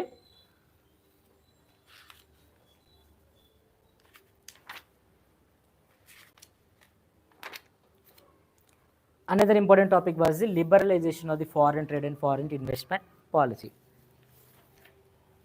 So before the 1990 and after the 1970 కొన్ని బ్యారియర్స్ పెట్టారు ఎంఎన్సీ కంపెనీస్కి, ఫారెన్ కంపెనీస్కి. ఎందుకంటే ఫారిన్ కంపెనీస్కి ఇక్కడికి వచ్చి వాళ్ళ కంపెనీస్ ఎస్టాబ్లిష్ చేసి వాళ్ళ ప్రొడక్ట్స్ని చీపర్ కాస్ట్గా ఇక్కడ అమ్ముతున్నారు. దానివల్ల మన ఇండియన్ ప్రొడక్ట్స్కి వాల్యూ తగ్గిపోతుంది. ఫర్ ఎగ్జాంపుల్ ఒక టాయ్ ఉంది, let's A car toy. So అది ఇండియన్ కంపెనీ ప్రొడ్యూస్ చేస్తుంది, ఒక చైనీస్ కంపెనీ కూడా ప్రొడ్యూస్ చేస్తుంది ఇక్కడి నుంచే.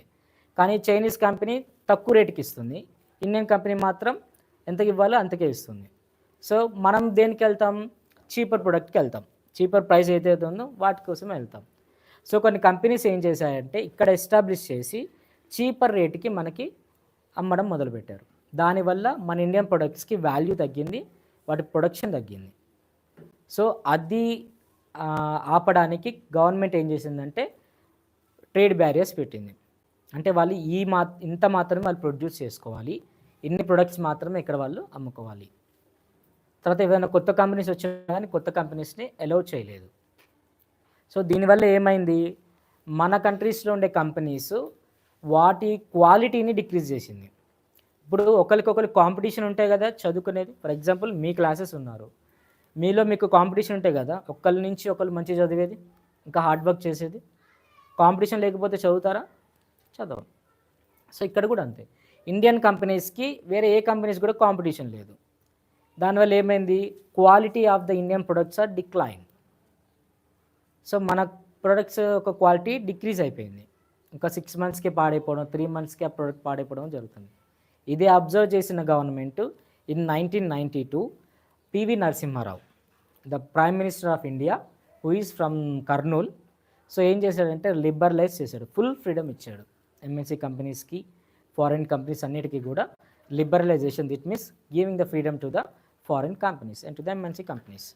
సో దాని ద్వారా మళ్ళీ ఎంఎన్సీ కంపెనీస్ మళ్ళీ వెనక్కి వచ్చాయి, ఫారిన్ ట్రేడ్ వెనక్కి వచ్చింది, ఫారిన్ ఇన్వెస్ట్మెంట్ వెనక్కి వచ్చింది. సో ఫారిన్ ఇన్వెస్ట్మెంట్ అంటే మన కంపెనీస్లో ఫారిన్ కంపెనీస్ క్యాపిటల్ పెట్టడం. ఫారిన్ ట్రేడ్ అంటే వాళ్ళు ఇక్కడి నుంచి బై చేసుకొని వాళ్ళకి ఎక్స్పోర్ట్ చేసి లేదా ఇంపోర్ట్ చేసుకోవడము. సో ఇవన్నీ కూడా మన కంట్రీలో ఇంక్రీజ్ అయింది ఆఫ్టర్ 1992. ఎప్పుడైతే పివి నరసింహారావు పిఎంగా ఎలక్ట్ అయ్యారో అప్పుడు ఫస్ట్ తీసుకున్న డెసిషనే ఈ యొక్క liberalisation of the foreign trade and the foreign investment. Okay,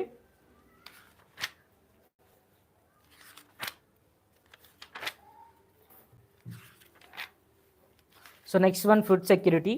In this one, graph 1 is important for the analysis.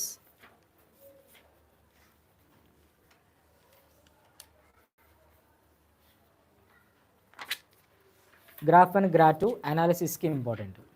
Okay, or else questions adagachu 2 marks nunchi gaani 4 marks nunchi gaani.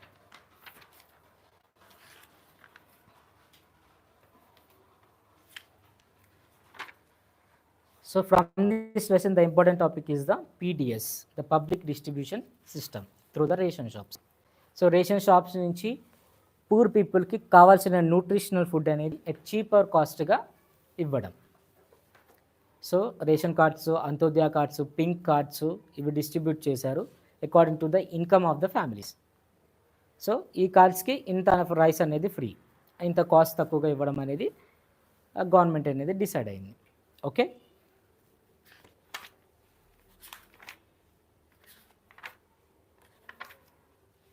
and 11th lesson is the sustainable development with equity.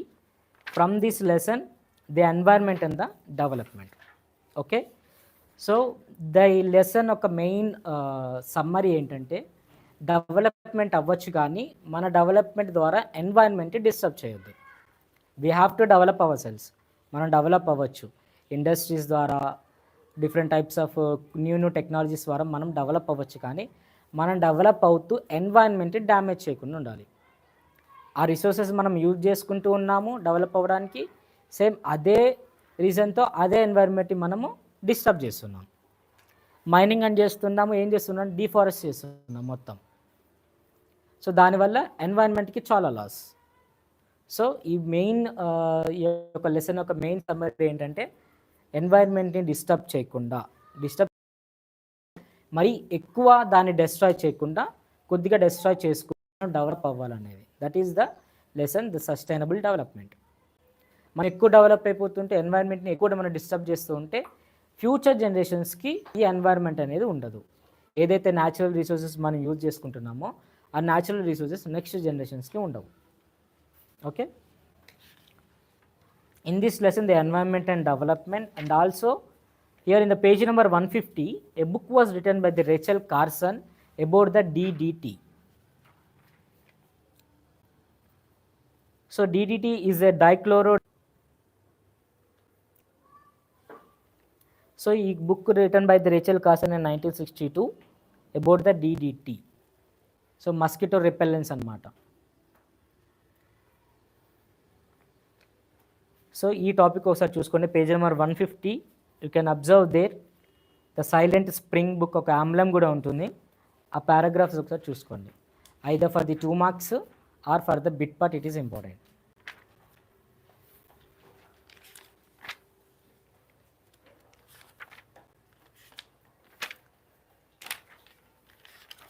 And here the Chipko movement for the 4 marks or for the 1 mark.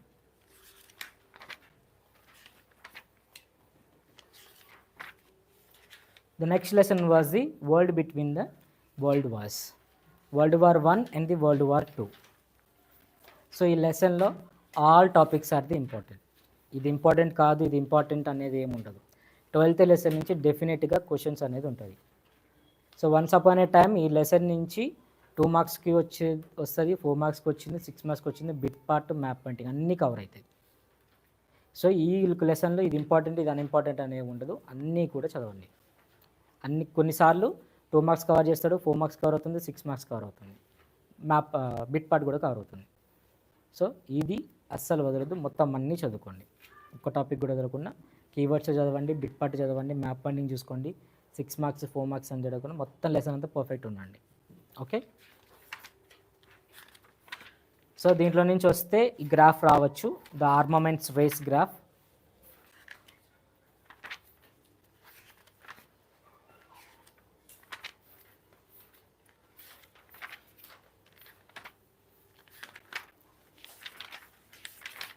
So consequences of the world wars అదొక topic. So world wars వల్ల మనం ఏంటి problems face అయ్యేది. So అటు we lose the people also, we lose the money, agriculture కూడా stop అయిపోతుంది, industries కూడా stop అయిపోతుంది, కంప్లీట్లీ ఎకానమీ అనేది డౌన్ అవుతుంది. ఓకే, సో ఎందుకంటే వార్స్ చేసేటప్పుడు ఏ కంపెనీ కూడా ఓపెన్ చేసుకొని వాళ్ళు ప్రొడక్షన్ చేసుకోరు కదా. It's like A corona time, ఒక వార్ జరుగుతుందంటే మొత్తం లాక్డౌన్ అన్నట్టే, పీపుల్ అందరూ కూడా వార్లో ఇన్వాల్వ్ అవ్వాల్సిందే. సో అగ్రికల్చర్ ఉండదు, అటు ఏ ప్రొడక్షన్, ఏ కంపెనీస్లో కూడా, ఏ ఇండస్ట్రీ కూడా ప్రొడక్షన్ ఉండదు. సో కంప్లీట్గా ఆ కంట్రీ యొక్క ఎకానమీ అనేది డౌన్ అయిపోతుంది. Okay,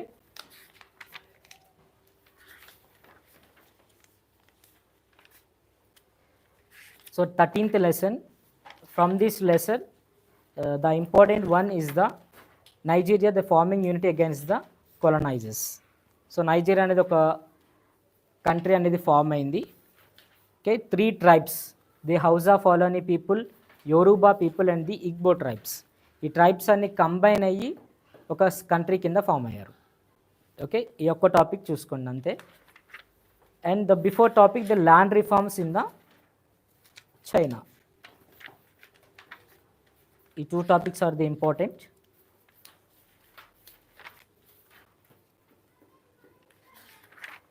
And another one was the oil, environment and the politics topics, page number 195. So నైజీరియాలో ఆయిల్ డిపాజిట్స్ అన్నీ ఎక్కువ ఉండడం వల్ల సో మెనీ కంట్రీస్, చాలా డెవలప్డ్ కంట్రీస్ వాళ్ళ కంపెనీస్ ఇక్కడ ఎస్టాబ్లిష్ చేసుకొని వాళ్ళ ఆయిల్స్ని ఎక్స్ట్రాక్ట్ చేసుకుంటూ వెళ్తున్నారు, డెవలప్ అవుతూ ఉన్నారు.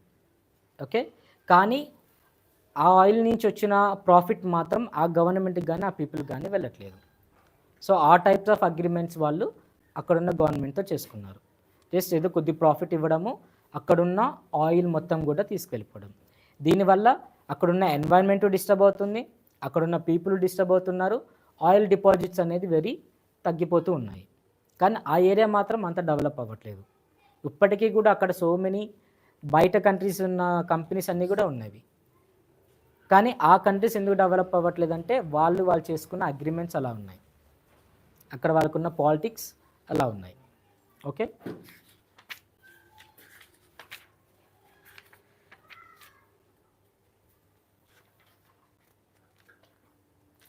The next lesson, the 14th lesson, the partition and independence.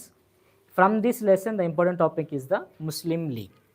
So Muslim League ఎందుకు స్టార్ట్ అయిందంటే, so at the time of the independence in 1927 provincial elections were conducted. So ఈ ఎలక్షన్స్లో ఐఎన్సీ లీడర్స్ అందరూ కూడా విన్ అయ్యారు. కానీ ఎక్కడైతే ముస్లిం పీపుల్ ఉన్నారో అక్కడ మాత్రం తక్కువ ఉన్నారు. సో ముస్లిం లీగ్ ఏమనుకుందంటే సపరేట్గా ఒక కంట్రీ ఉండాలి, వాళ్ళని రిప్రజెంట్ చేసేది కూడా ముస్లిం వాళ్ళే అయి ఉండాలని చెప్పేసి ఒక రెజల్యూషన్ తీసుకొని ఒక ముస్లిం లీగ్ అనేది స్టార్ట్ అయింది. So this Muslim league or this party was there to represent their community, their Muslim community వాళ్ళు రిప్రజెంట్ చేసుకోవడానికి ఈ ముస్లిం లీగ్ అనేది స్టార్ట్ అయింది. సో కొన్ని డేస్ అయిన తర్వాత ఇండిపెండెన్స్ వచ్చే టైంకి వాళ్ళకి ఏమనుకున్నారంటే ముస్లిమ్స్ కంప్లీట్గా వాళ్ళు ఇగ్నోర్ చేస్తారని చెప్పేసి ఒక సపరేట్ కంట్రీని అడిగారు. కానీ ఐఎన్సీ యాక్సెప్ట్ చేయలేదు, ఇండియన్ నేషనల్ కాంగ్రెస్. ఓకే, అప్పుడు ఇండియన్ నేషనల్ కాంగ్రెసే ఫ్రీడమ్ మూమెంట్ ముందుకు తీసుకెళ్ళింది. సో వాళ్ళు బ్రిటిషర్స్ దీనికి యాక్సెప్ట్ చేయలేదు. దీని ద్వారా 1946లో డైరెక్ట్ యాక్షన్ డే అనేది స్టార్ట్ చేసింది Muslim League. So that means violent వేలో ఎలాగైనా ఒక సపరేట్ కంట్రీ తెచ్చుకోవాలని చెప్పేసి August 16th 1946 direct action day అనేది స్టార్ట్ చేశారు. సో అప్పుడు చాలా వైలెన్స్ జరిగింది. ఇక్కడ ఇండియాలో హిందూస్ ముస్లిమ్స్ని చంపడము, అక్కడ పాకిస్తాన్ ఉన్న రీజియన్లో పాకిస్తాన్ పీపుల్ ముస్లిమ్స్ హిందూస్ని చంపడము, ఇలా జరగడం వల్ల 1947కి వచ్చేసరికి అందరూ యాక్సెప్ట్ చేశారు ఒక సపరేట్ స్టేట్ ఒక సపరేట్ కంట్రీ ఇచ్చేయాలని. So August 14th Pakistan separate అయిపోయి వాళ్ళకి ఇండిపెండెన్స్ అప్పుడు వచ్చింది. మనకి ఆగస్ట్ 15th వచ్చింది. ఓకే,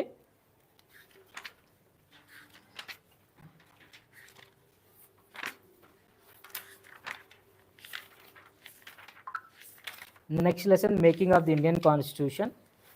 ఇది అంత ఇంపార్టెంట్ అయితే కాదు, వీటి నుంచి ఎప్పుడు కూడా రిపీటెడ్ క్వశ్చన్స్ ఏదీ లేదు. ఒకవేళ వస్తే parliamentary system, federalism. Okay, parliamentary type of system ఏంటి, ప్రెసిడెంట్ టైప్ ఆఫ్ సిస్టమ్ ఏంటి, ఫెడరలిజం అంటే ఏంటి. సో ఫెడరలిజం అంటే మనకి 2 type of governments, central government, state government. Central government కొన్నిట్లో కొన్ని డెసిషన్ తీసుకుంటుంది, స్టేట్ గవర్నమెంట్లో కొన్నిట్లో కొన్ని డెసిషన్ తీసుకుంటుంది, అది ఫెడరలిజం. ఓకే, సో ఇవి రెండు చూసుకోండి.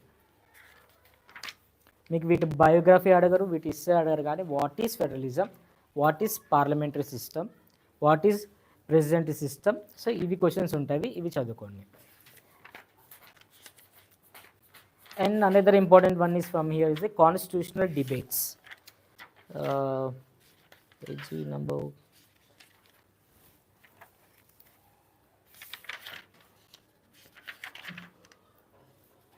Page number 217, the constituent assembly debates. So Ambedkar కొన్ని ఆర్టికల్స్ రాసినప్పుడు కాన్స్టిట్యూయెంట్ అసెంబ్లీలో ఉన్న కొంతమంది లీడర్స్కి అవి నచ్చలేదు. సో దాని మీద డిబేట్స్ జరిగినాయి. మాకెందుకు నచ్చలేదని వాళ్ళు కొన్ని పాయింట్స్, అసలు మేమెందుకు ఈ ఆర్టికల్ పెట్టామని అంబేద్కర్ సైడ్ కొన్ని పాయింట్స్ చెప్పడము, లేదు ఈ ఆర్టికల్లో ఈ పాయింట్స్ కొన్ని చేంజ్ చేయాలి అన్నప్పుడు వాళ్ళు డెసిషన్ తీసుకొని కొన్ని మళ్ళీ చేంజ్ చేసి ఆర్టికల్స్ మళ్ళీ వాటిని ఇంట్రడ్యూస్ చేశారు. మళ్ళీ యాక్సెప్ట్ చేస్తే మళ్ళీ అది ఆర్టికల్ యాక్సెప్ట్ అవుతుంది, లేకపోతే వాళ్ళకి ఏం చేంజెస్ కావాలో కూడా వాళ్ళు తెలుసుకొని ఆ చేంజెస్ చేయడం. సో వీటిని కాన్స్టిట్యూషనల్ డిబేట్స్ అంటారు. ఓకే, ఇది 2 మార్క్స్కి మేబీ రావచ్చు. Okay, the next one was the election process in India. So in this one the important topic is the code of conduct. That means elections అనేది ఎలా conduct చేయాలి, parties అనేది elections టైంలో ఎలా ఉండాలి.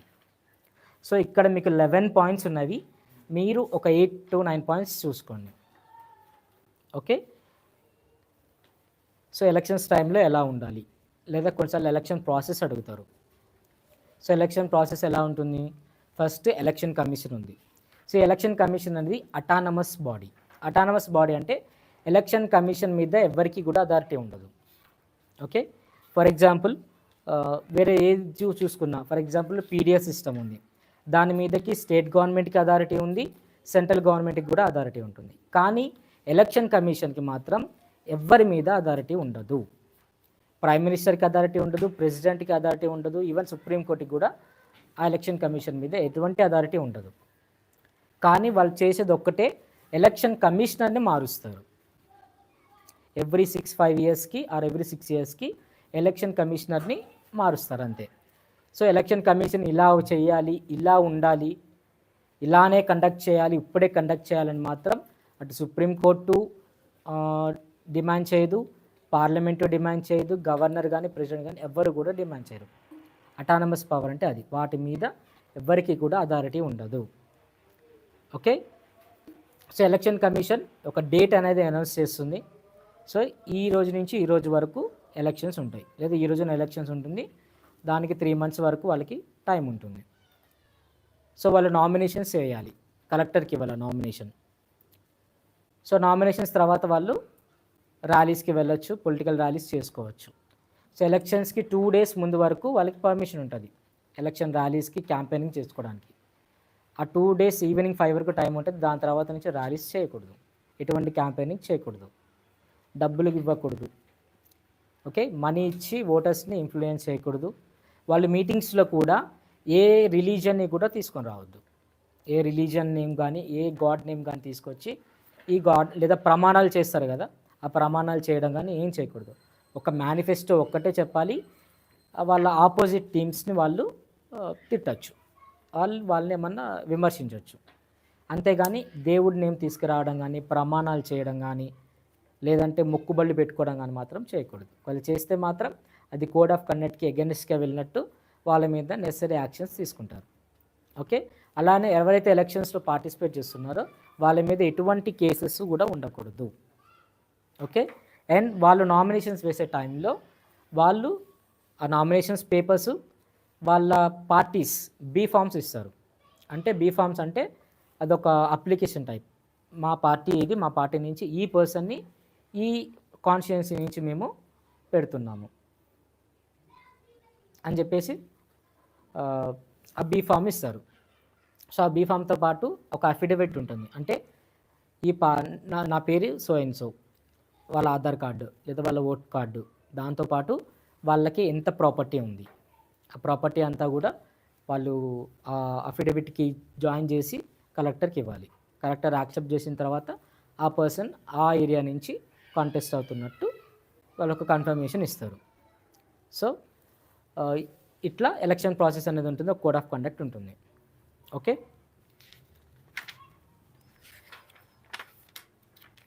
సో నోటా అంటే తెలుసు కదా, నన్ ఆఫ్ ది అబో, ఎవరు నచ్చకపోతే ఆ నోటాకి వేయచ్చు. Independent India, first 30 years of 1947 to 77, and from this lesson, the first general elections. So 1951 to 1952, in this between, we have the first general elections conduct అయినాయి. So first ఎలా conduct చేశారన్నది ఒకసారి ఇది ఒక topics చూసుకుంటే, ప్రాబ్లమ్స్ ఏం face చేశారు election commission అనేది కూడా ఒక క్వశ్చన్ రావచ్చు 6 marksకి. సో ఏంటంటే what are the problems? So ఆ టైంకి ఇండియాలో పాపులేషన్ అనేది ఎక్కువ మంది ఉన్నారు. So according to the constitution అందరికీ కూడా ఛాన్స్ ఉంది ఓట్ వేయడానికి. Whoever has the age of 21, everyone has the right to vote.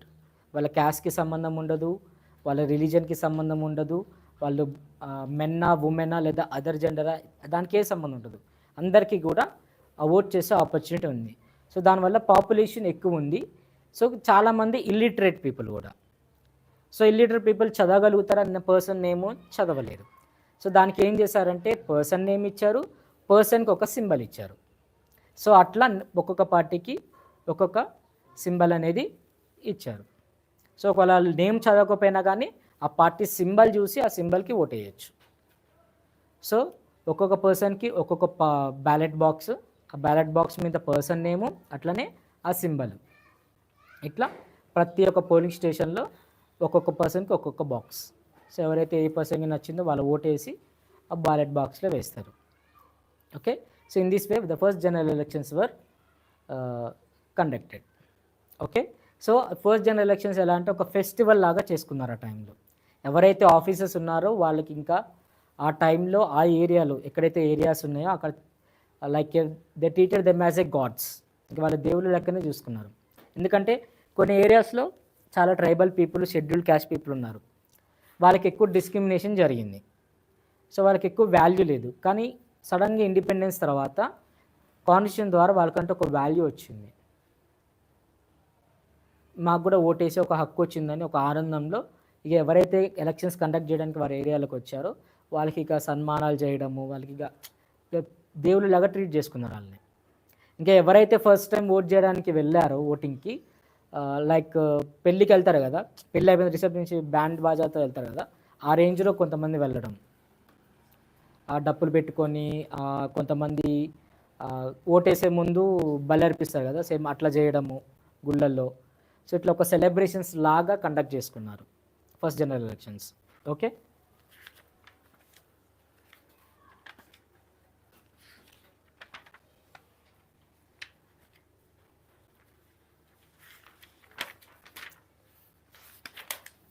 and another one, the topic is the demand for the state reorganizations. So state reorganizations act ma, so through this act కొన్ని states అనేది divide అయినాయి according to the language they speak. మోస్ట్గా చాలా states వాళ్ళ లాంగ్వేజ్ని బట్టి వాళ్ళు divide అయ్యారు. Okay, ఇట్లా చాలా స్టేట్స్ అనేవి డివైడ్ అయినాయి. ఓకే, సో ఇదొక టాపిక్ ఒకటి చూసుకోండి.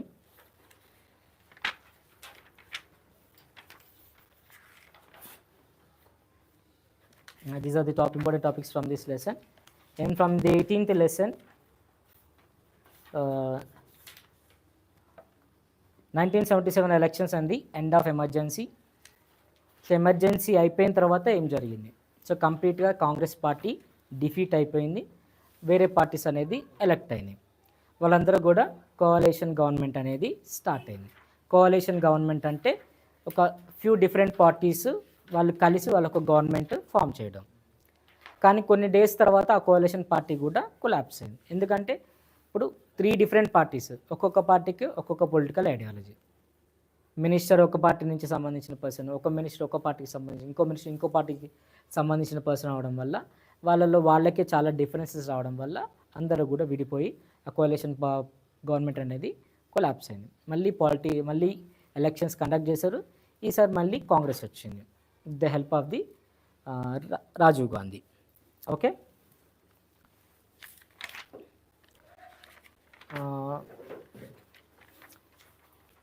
so from this is another topic important was the Assam movement.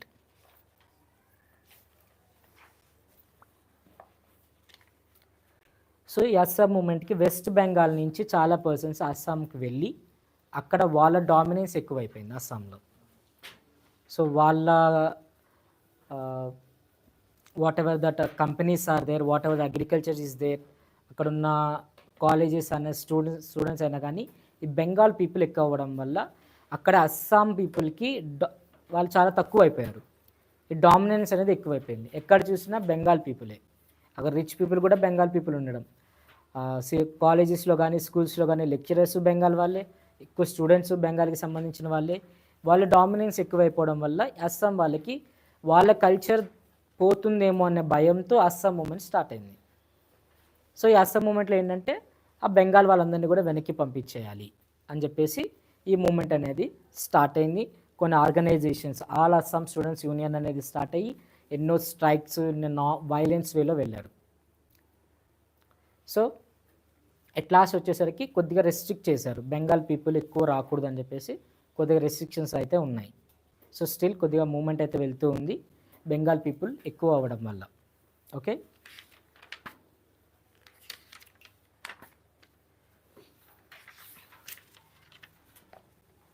the next one, another important topic was the Punjab agitation.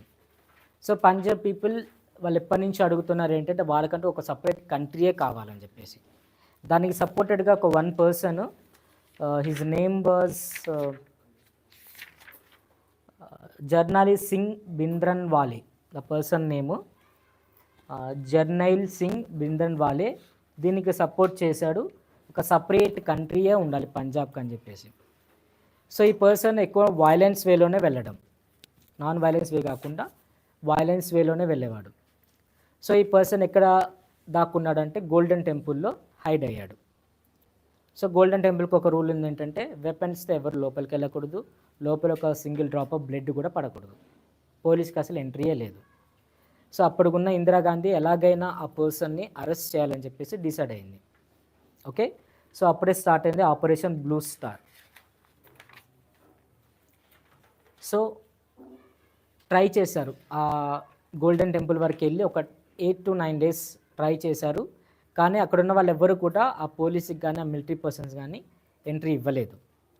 So warnings ఇచ్చారు, ఇక డైరెక్ట్గా ఎంట్రీ అయిపోయారు.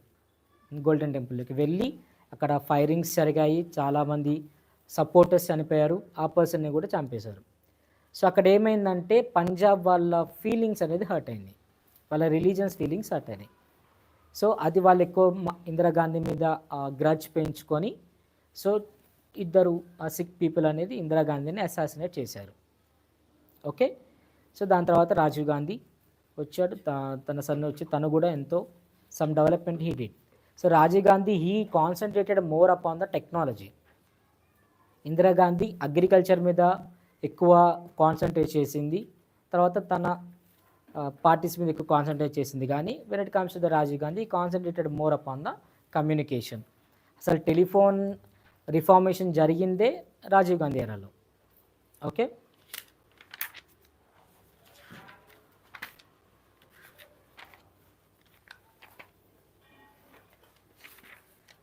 so in this lesson also the economic liberalization was repeated again in the page number 269. so globalization topic ఇక్కడ కొద్దిగా relate అవుతూ ఉంటుంది.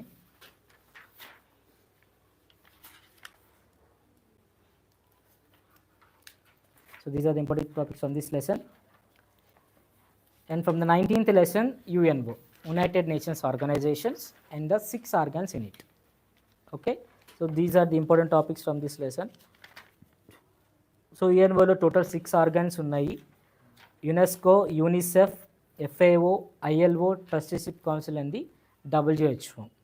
Okay, so ఈ 6 organs కలిపి UNOలో ఉంటాయి. ఒక్కొక్కటి ఆర్గాన్ ఒక్కొక్క సంబంధించిన వాటిని చూసుకుంటుంది. ఎడ్యుకేషన్కి సంబంధించింది ఒకళ్ళు, ఫుడ్కి సంబంధించింది ఒకళ్ళు. ఓకే, ఏదైనా కంట్రీకి హెల్ప్ చేయడానికి ఒక ఆర్గనైజేషన్ ఉంటుంది. ఓకే, ఏదైనా 2 కంట్రీస్కి ప్రాబ్లం వస్తే ఒక ఆర్గనైజేషన్ చూసుకుంటుంది. Okay, that security council, that international court of justice. Okay, ఒక్కొక్క ఆర్గాన్ కూడా ఒక్కొక్క సెక్టార్ని చూస్ చేసుకొని అక్కడ వాళ్ళకి హెల్ప్ చేసుకుంటూ ఉంటారు. Okay, so is one is important topic for the 4 marks. Okay, UNO గురించి అడిగి ఏదన్నా UNOకి సంబంధించిన 2 ఆర్గనైజేషన్స్ గురించి అడుగుతారు. Okay,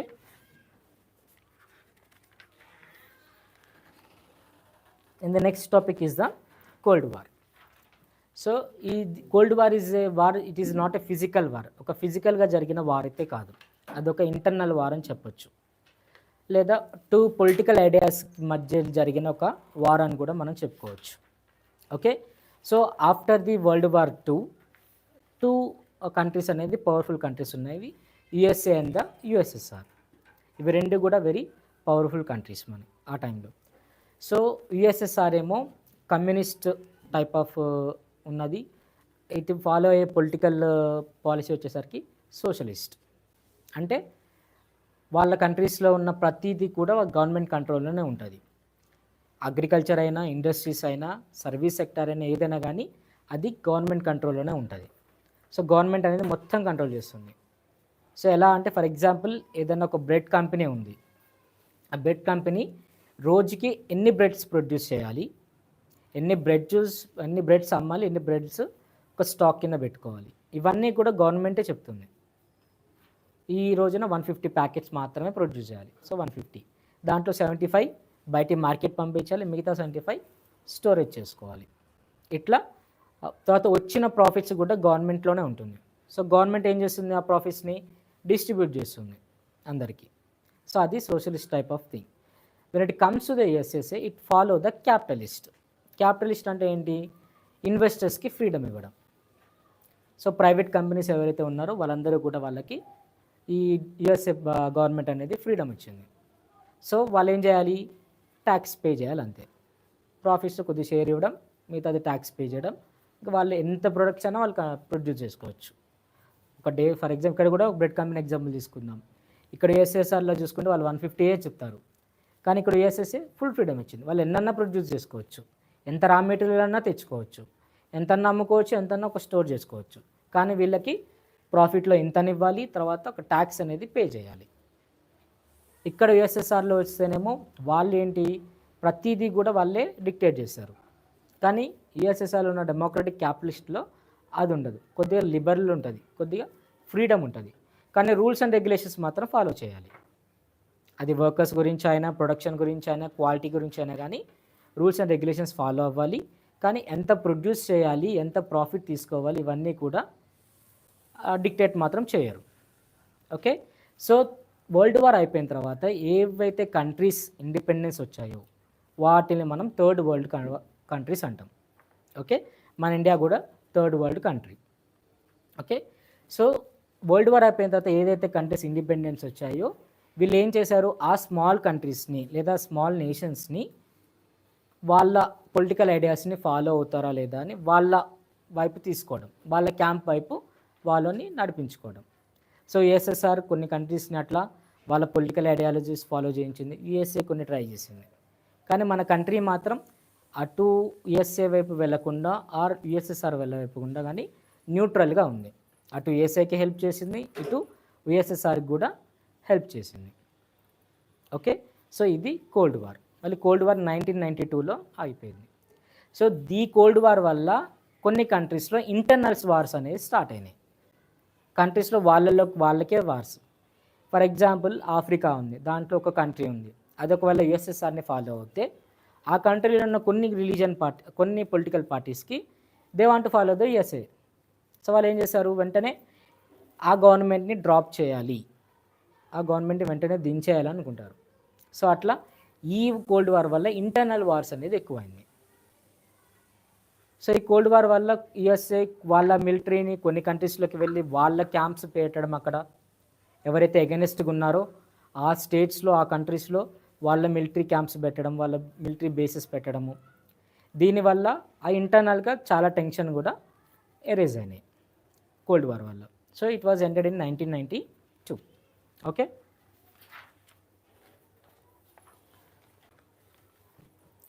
so next one the proxy war. So proxy వార్లో ఏంటి, ఏవైతే కంట్రీస్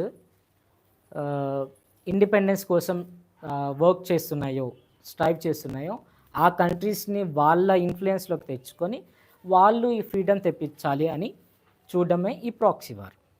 సో దీనిలో కొన్ని కంట్రీస్ కొన్ని యుఎస్ఏకి సపోర్ట్ చేయడం, కొన్ని యుఎస్ఎస్ఆర్కి సపోర్ట్ చేయడం కూడా జరిగింది.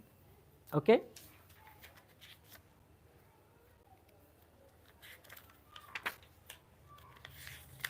so the next one was the military alliances. So military alliances is nothing but making the contract with the others. So వేరే కంట్రీస్తో ఒక కంట్రీ ఒక కాంట్రాక్ట్ చేసుకొని ఇన్ని ఒక ఇన్ని వెపన్స్ అనేది మనం ప్రొడ్యూస్ చేసుకుందాం.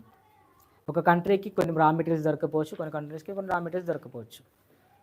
సో ఆ రెండు కంబైన్ అయ్యి మిలిటరీ వెపన్స్ అనేది ప్రొడ్యూస్ చేసుకోవడం ఎక్కువ, లేదా ఆ రెండు కంట్రీస్ కలిపి ఏదైనా కొత్త వెపన్ ట్రై చేసుకోవడం కానీ, కొత్త వెపన్ డిస్కవర్ చేయడానికి కానీ, ఇన్వైట్ చేయడానికి కానీ ఇలా జరిగేవి మిలిటరీ అలయన్సెస్.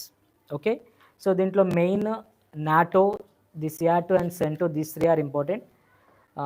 జస్ట్ వీటి abbreviations, that to for the 1 mark. Okay,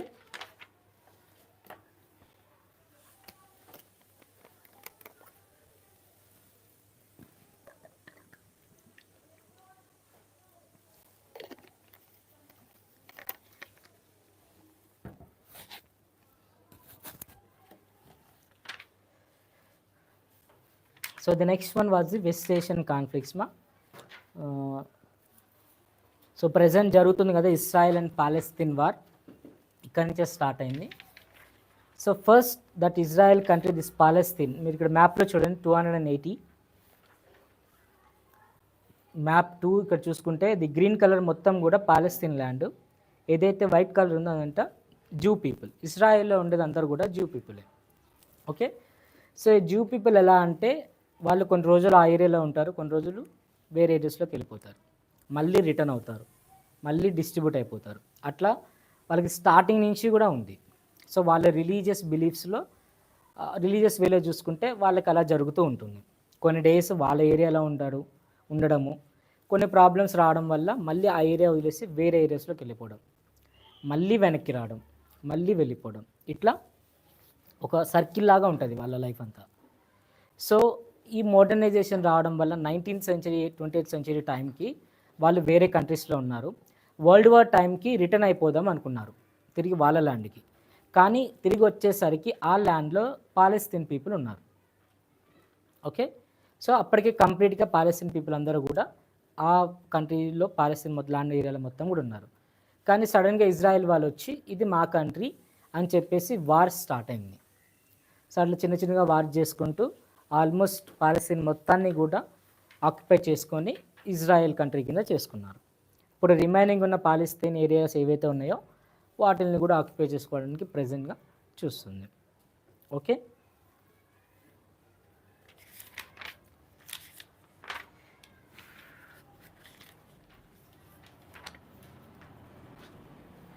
and in this lesson ఇవి రెండు ఇంపార్టెంట్. కోల్డ్ వార్ ఒకటి, తర్వాత మిలిటరీ అలయన్సెస్ ఇది 2 important. And NAM the non alignment movement. So nothing but Pandit Jawaharlal Nehru అటు యుఎస్ఏలో జాయిన్ అవ్వకుండా యుఎస్ఎస్ఆర్లో జాయిన్ అవ్వకుండా న్యూట్రల్గా ఉండాలనుకున్నాడు. అంటే ఎటు అలైన్ అవ్వకుండా, నాన్ అలైన్మెంట్ అంటే అది ఎటు జాయిన్ అవ్వకుండా న్యూట్రల్గా ఉండాలి అని అనుకున్నాడు. సో ఈ నామ్లో మనతో పాటు సమ్ అదర్ కంట్రీస్ వాళ్ళు కూడా జాయిన్ అయ్యారు. Okay, so that is the NAM, both కంట్రీస్కి సపోర్ట్ చేయడము. Okay,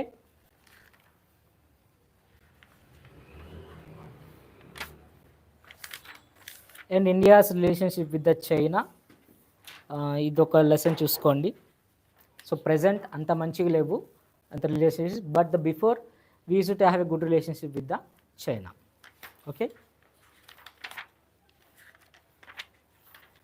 and the social movements in our times, the civil rights and the other movements of the 1960. So civil rights movement means in America అందరు కూడా white colour people ఎక్కువ ఉంటారు, so black colour people కూడా ఉన్నారు. So ఈ white colour people వాళ్ళు ఎక్కువ population ఉన్న వల్ల వాళ్ళ డామినేషన్ ఉంది బ్లాక్ కలర్ పీపుల్ మీద. సో బ్లాక్ కలర్ పీపుల్కి అసలు ఈ రైట్స్ అనేవే లేవు. వాళ్ళకి సపరేట్ బస్సెస్, వాళ్ళకి సపరేట్ కోచెస్ ట్రైన్స్లో, వాళ్ళకి ఎక్కువ ఫ్రీడమ్ కూడా ఉండదు. వాళ్ళని ఎక్కడ పడితే అక్కడ వాళ్ళు రెస్ట్రిక్ట్ చేసుకునేవాళ్ళు. వైట్ పీపుల్ అలా రెస్ట్రిక్ట్ చేశారు. సో ఇది పోవాలి, ఈ టైప్ ఆఫ్ సిస్టమ్ పోవాలని చెప్పేసి సివిల్ రైట్స్ మూమెంట్ అనేది 1960లో స్టార్ట్ అయింది. ఇది లీడ్ చేసింది Martin Luther King. Okay, so ఈ పర్సన్ ఈ సివిల్ రైట్స్ మూమెంట్ అనేది ముందుకు తీసుకెళ్ళాడు. In this movement the black people they won and they got the civil rights. So discrimination చేయకూడదు బ్లాక్ పీపుల్ మీద అనేది ఒక రైట్ అనేది, ఒక ఆర్టికల్ అనేది అమెరికన్ కాన్స్టిట్యూషన్లో పాస్ అయింది. Okay, so black people also got the equal rights along with the white people. కానీ ఇప్పటికీ కూడా డిస్క్రిమినేషన్ జరుగుతూనే ఉంటుంది, చాలా ఇన్సిడెంట్స్ జరిగాయి. సో బ్లాక్ పీపుల్ ఆ పర్సన్ ఎంత ఫేమస్ అయినా కానీ అక్కడ గవర్నమెంట్ అనేది కొద్దిగా డిస్క్రిమినేట్ చేయడం, అక్కడ పోలీస్ వాళ్ళు డిస్క్రిమినేట్ చేయడం, still it will going on. Okay,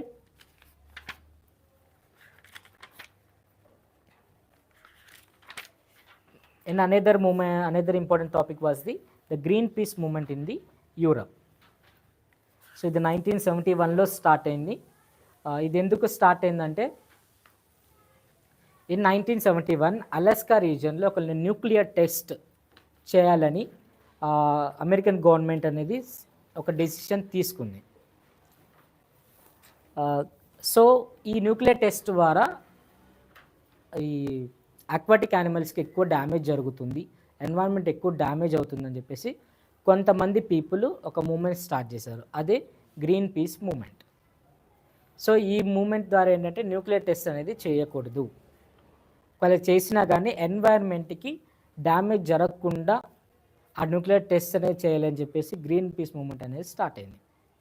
okay, so once look at this topic and this headquarters was in Amsterdam. మీకు ఇది మ్యాప్ పండింగ్ కింద రావచ్చు, ఇది ఒకసారి చూసుకోండి.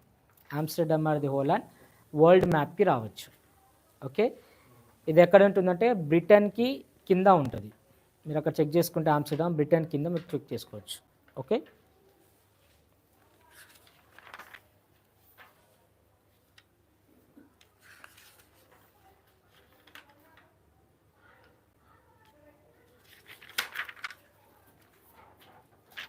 and the Bhopal gas disaster for the map for the map pointing and also for the 1 mark.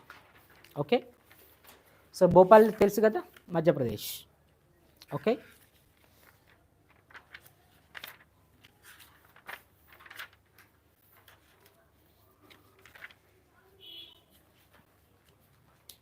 in page number 297 the Silent Valley movement.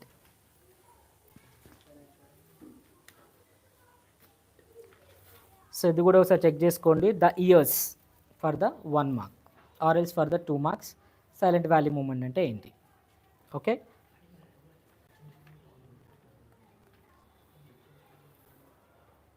So ఈ silent valley అనేది ఒక ఏరియా ఇన్ కేరళమా. So అదంతా కూడా forest area where the different species of birds and animals are there. So government అక్కడ ఒక dam construct చేయాలనుకుంది, ఎందుకంటే river valley అంటే తెలుసు కదా, రివర్ ఉంటుంది. సో డ్యామ్ కన్స్ట్రక్ట్ చేసి ఆ రివర్ వాటర్ని యూటిలైజ్ చేసుకుందామని గవర్నమెంట్ చూసుకుంది. ఓకే, కానీ వాళ్ళు డ్యామ్ కట్టాలంటే అక్కడ ఏరియా అంతా డెస్ట్రాయ్ చేయాలి. సో ఫారెస్ట్ ఏరియా అంతా కూడా క్లియర్ చేయాలి. దానివల్ల ఏమవుతుంది, అక్కడున్న forest animals, rare species of birds and animals అన్నీ కూడా వాటి హోమ్ లాస్ట్ అవుతుంది, వాటి ఎక్స్టింట్కి వస్తాయి. సో అలా జరగకుండా ఉండాలని చెప్పేసి సైలెంట్ వ్యాలీ మూమెంట్ స్టార్ట్ అయింది, ఆ డ్యామ్ కన్స్ట్రక్షన్ అనేది ఆగిపోయింది. Okay, and the next in this one important topic was the Mira Paibi movement, which means the torch bearers, map pointing, sorry not map pointing, for the bits. Mira Paibi, what is meant by Mira Paibi? That means torch bearers. So women అంతా కూడా ఆ candle lights ఉంటాయి కదా, sorry ఒక స్టిక్కి దానికి ఒక torch లాగా చేసుకొని మూమెంట్ స్టార్ట్ చేశారు. Okay,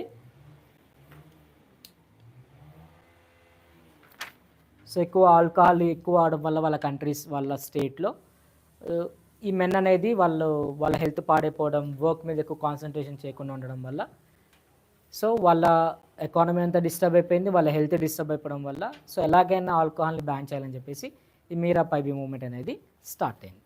okay, in the next from the 21st lesson the important was the gentlemen's agreement. So దీంట్లో 7 పాయింట్స్ ఉన్నాయి. సో ఫస్ట్ పాయింట్ వచ్చేసరికి సో హైదరాబాద్ స్టేట్ సపరేట్గా ఉండేది మనకి first. Okay, it's separate, Hyderabad state సపరేట్గా ఉండేది. ఓకే, సో హైదరాబాద్ స్టేట్ ఇండియాలో మర్జ్ అయిన తర్వాత కొంతమంది Andhra leaders Telugu speaking people అందరూ కూడా ఒకటే స్టేట్లో ఉంటేనే మంచిదని చెప్పేసి హైదరాబాద్ని కూడా ఆంధ్ర స్టేట్, ఆంధ్రప్రదేశ్ కాదు ఆంధ్ర స్టేట్లో కలపాలని చూశారు. కానీ తెలంగాణ లీడర్స్ యాక్సెప్ట్ చేయలేదు. కానీ నెగోషియేట్ చేసుకొని సెంట్రల్ గవర్నమెంట్తో మాట్లాడి కొన్ని నెగోషియేషన్ చేసుకొని ఒక అగ్రిమెంట్ అనేది పెట్టుకున్నారు, అదే జెంటిల్మెన్స్ అగ్రిమెంట్. సో దీంట్లో ఫస్ట్ పాయింట్ వచ్చేసరికి ఏదైతే రెవెన్యూ వస్తుందో ట్యాక్సెస్ ద్వారా ఆంధ్రప్రదేశ్కి తెలంగాణకి ఈక్వల్గా స్పెండ్ చేసి సర్ప్లస్ రెవెన్యూ ఏదైతే ఉందో, ఫర్ ఎగ్జాంపుల్ ఒక 1000 రూపీస్ అనుకుందాం మనం వచ్చింది ఒక ట్యాక్స్. సో బోత్ ఏరియాస్కి 450 పెడితే టోటల్ 900 అవుతుంది. ఎంత మిగిలింది ఎక్స్ట్రా 100. ఆ 100 తెలంగాణ మీద పెట్టాలి. వై? బికాస్ అప్పటికి ఆంధ్ర కొద్దిగా డెవలప్ అయిపోయింది, హైదరాబాద్ డెవలప్ అవ్వలేదు. హైదరాబాద్ డెవలప్ అయింది కానీ సరౌండింగ్స్ ఉన్న ఏరియాస్ డెవలప్ అవ్వలేదు. సో ఏదైతే రెవెన్యూ ద్వారా మనీ వచ్చిందో దాంట్లో బోత్ స్టేట్స్కి ఈక్వల్గా పెట్టి సర్ప్లస్ ఎక్కువ ఉన్న మనీ ఏదైతే ఉందో దాన్ని తెలంగాణలో ఎక్స్పెండిచర్ చేయాలి, తెలంగాణ మీద స్పెండ్ చేయాలనేది ఒక రూలు. సెకండ్ వన్ వచ్చేసరికి ఎడ్యుకేషనల్ ఫెసిలిటీస్లో తెలంగాణ పీపుల్ ఎక్కువ ఉండాలి, వేరే పీపుల్ తక్కువ ఉండాలి. రిజర్వేషన్ తెలంగాణ పీపుల్ వాళ్ళకి ఎక్కువ మందికి కూడా ఆపర్చునిటీస్ ఇవ్వాలి, వాళ్ళకి ఎక్కువ సీట్స్ రిజర్వ్ చేయాలి, వేరే ఆంధ్ర నుంచి వచ్చిన వాళ్ళకి మాత్రం కొద్ది తక్కువ ఉండాలని చెప్పేసి అదొకటి rule. And the third rule is the Mulki rules. Okay, so ఎవరైతే 12 ఇయర్స్ తెలంగాణలో ఉంటారో వాళ్ళకి ఇక్కడ నేటివిటీ వస్తుంది, అప్పుడు వాళ్ళు తెలంగాణ పీపుల్ కింద లెక్కగా వస్తుంది. అది మల్కీ రూల్. ఎవరైతే ఆంధ్ర నుంచి వచ్చి తెలంగాణలో 12 ఇయర్స్ కన్నా ఎక్కువ ఉంటారో వాళ్ళకి ఈ నేటివిటీ వస్తుంది, అప్పుడు వాళ్ళు తెలంగాణలో ఉండే అన్ని స్కీమ్స్ బెనిఫిట్స్ ఏవైతే ఉన్నాయో వాళ్ళకి వర్తిస్తాయి. కానీ 12 ఇయర్స్ కన్నా తక్కువ ఉన్న వాళ్ళకి మాత్రం ఉండవు. Okay, and fourth one is the ఒక రీజనల్ కౌన్సిల్ పెట్టాలి 20 మెంబర్స్తో. అది కూడా తెలంగాణ నుంచి ఉన్న అసెంబ్లీ లీడర్స్ ఉండాలి. సో ఈ కౌన్సిల్ ఏం చేస్తుందంటే తెలంగాణలో ఏ ఏరియాలో డెవలప్ చేయాలి, ఏ ఏరియాలో అగ్రికల్చర్ సరిగ్గా లేదు, ఏ ఏరియాలో ఇండస్ట్రీస్ సరిగ్గా లేవు, అది వీళ్ళు ఒక సర్వే చేసి అది గవర్నమెంట్కి ఇస్తారు. గవర్నమెంట్ ఆ ఏరియాలో వాళ్ళు ఇంత బడ్జెట్ అని పెట్టాలి.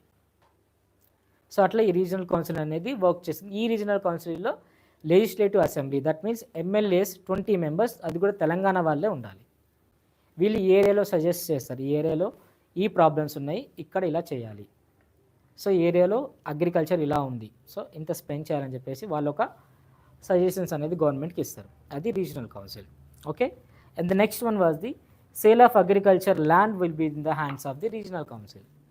సో మన తెలంగాణలో మనకి న్యాచురల్ రిసోర్సెస్ ఎక్కువ, మనకి కోల్ ఉంది, గ్రానైట్ ఉంది, సిమెంట్కి కావాల్సిన బాక్సైట్ అవన్నీ కూడా ఉన్నాయి, ఐరన్ ఓర్ కూడా ఉంది. సో మనకి డెవలప్ అవ్వలేదు, సో ప్రాపర్గా యూటిలైజ్ చేసుకోలేకపోతున్నాం. సో ఒకవేళ తెలంగాణ అనేది హైదరాబాద్ స్టేట్ అనేది ఆంధ్రాతో మర్జ్ అయితే అక్కడున్న లీడర్స్ కానీ అక్కడున్న ఫ్యాక్టరీ ఓనర్స్ కానీ ఇక్కడికి వచ్చి మన ల్యాండ్ తక్కువకి కొనేసుకొని వాళ్ళు డెవలప్ అవుతారేమో అని అగ్రికల్చర్ ల్యాండ్ సేల్ అనేది స్టాప్ చేశారు. మనమే అగ్రికల్చర్ ల్యాండ్ సేల్ చేసుకోవాలి, కానీ ఆంధ్ర పీపుల్కి అమ్మకూడదు. ఒకవేళ అమ్మినా కానీ రీజనల్ కౌన్సిలే పర్మిషన్ ఇవ్వాలి. సో అగ్రికల్చర్ ల్యాండ్ సేల్ అనేది రీజనల్ కౌన్సిల్ అండర్లోనే ఉంటుంది. Okay, and the next one was the ministry. So CM ministers ఉంటారు కదా, సో మినిస్ట్రీస్లో ఒక 60% ఏమో ఆంధ్ర ఎమ్మెల్యేస్ ఉంటారు, 40% ఏమో తెలంగాణ ఎమ్మెల్యేస్ ఉంటారు. ఫర్ ఎగ్జాంపుల్ ఒక 10 మినిస్ట్రీ పోస్ట్స్ ఉన్నాయి, దాంట్లో 6 మినిస్టర్స్ ఆంధ్ర లీడర్స్ అయి ఉండాలి, 4 లీడర్స్ తెలంగాణ వల్ల అయి ఉండాలి. Okay, and the next one was the ఒకవేళ చీఫ్ మినిస్టర్ కింద ఆంధ్ర ఎమ్మెల్యే ఉంటే డిప్యూటీ చీఫ్ మినిస్టర్ కింద తెలంగాణ పర్సన్ ఉండాలి. లేదు, చీఫ్ మినిస్టర్ తెలంగాణ పర్సన్ అయి ఉంటే డిప్యూటీ చీఫ్ మినిస్టర్ ఆంధ్ర నుంచి ఉండాలి. సో ఈ రూల్స్ అనేది ఫాలో అవ్వాలి, ఇది అగ్రిమెంటు. సో దీంట్లో ఒక 14 మెంబర్స్ అటు తెలంగాణ నుంచి ఆంధ్ర నుంచి అందరూ యాక్సెప్ట్ చేసి అప్పుడు హైదరాబాద్ని ఆంధ్ర స్టేట్లో కలిపి ఆంధ్రప్రదేశ్ అయింది. ఓకే, కానీ ఈ జెంటిల్మెన్స్ అగ్రిమెంట్లో ఉన్న ఏ రూల్స్ కూడా ఫాలో అవ్వలేదు. ప్రతి చోట ప్రతి దగ్గర కూడా మొత్తం ఎప్పుడే గవర్నమెంట్ ఏదైతే ఉందో ఒక్కటి కూడా ఫాలో అవ్వలేదు. ఎక్స్పెండిచర్ మొత్తం ఆంధ్రప్రదేశ్లో పెట్టడము, Andhra leaders Andhra own company వాళ్ళు వచ్చేసి ఇక్కడ మొత్తం ల్యాండ్స్ కొనేయడం, ఆ ఎమ్మెల్యేస్ వచ్చి. మీరు ఇప్పుడు చూసుకుంటే గ్రానైట్ ఫ్యాక్టరీస్ చాలా ఉంటాయి నల్గొండ, ఖమ్మం, కోదాడ ఏరియాలో, అక్కడ అన్నీ ఆంధ్ర ఓనర్సే. సిమెంట్ ఫ్యాక్టరీస్ ఉన్నాయి, ఆంధ్రాకి సంబంధించిన వాళ్ళు ఉంటారు, మొత్తం వాళ్ళే ఉండడం వల్ల అసలు ఇక్కడ తెలంగాణ అసలు డెవలప్ అవ్వలేదు. ఇంకా ఆదిలాబాద్ రీజన్ చేసుకుంటే అగ్రికల్చర్ అసలు ఇంకో రకంగా ఉంటుంది అది. సో ఇదంతా అబ్జర్వ్ చేసుకొని తర్వాత గవర్నమెంట్లో జాబ్స్ కూడా ఆంధ్ర పీపుల్కి ఇవ్వడమే జరిగింది. అటు ఉస్మానియా యూనివర్సిటీలో కానీ ఇంకా వేరే యూనివర్సిటీ ఏమైనా ఉన్నా కానీ వాటిల్లో కూడా ఎక్కువ ఆంధ్ర వాళ్ళకే సీట్స్ ఇవ్వడము, వాళ్ళ ప్రొఫెసర్సే ఉండడము, వాళ్ళ లెక్చరర్సే ఉండడం వల్ల పార్షియాలిటీ ఎక్కువైపోయింది. సో ఇదంతా అబ్జర్వ్ చేసుకొని 1969లో గొడవ అనేది స్టార్ట్ అయింది. ఏది మల్కిరి అగ్రిమెంట్ అనేది ఎక్కువ ఫాలో అవ్వట్లేదని చెప్పేసి 1969లో this Telangana movement was started. That is the 1969 agitation. Okay, so ఈ లెసన్ నుంచి ఇది ఒక్కటే చాలా ఇంపార్టెంట్. మేబీ రావడం వస్తుంది కూడా. Okay, and here in the page number 309 we have the tables here, the total cropped area, net irrigated area and net irrigated areas in hectares in 2007. ఈ 3 tables రిపీటెడ్గా లాస్ట్ 3 years వచ్చాయి. So maybe ఈ year కూడా repeat అవ్వచ్చు, ఇది కూడా చూసుకోండి. Okay, so these are the important topics from all the 21 lessons. Map అనేది మనకి టీవీలోనే చూపించగలుగుతాము. అంటే ఇంపార్టెంట్ ఏమేమి అడుగుతారు? Okay, map pointing important.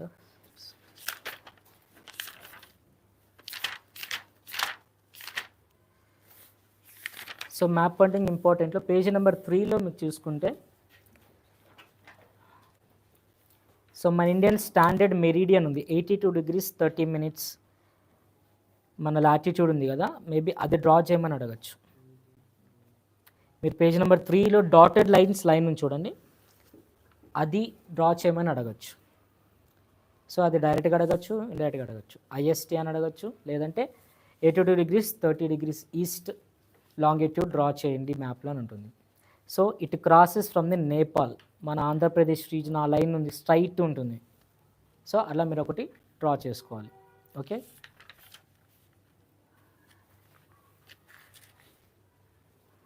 So హిమాలయస్కి వస్తే maybe they might ask you for the Pir Panjal, అయితే శివాలిక్ రేంజ్ డ్రా చేయమని అడగచ్చు ఇండియా మ్యాప్కి.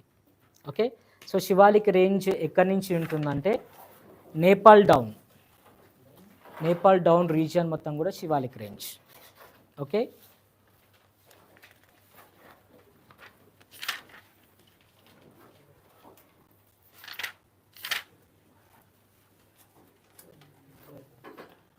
ఇండియా మ్యాప్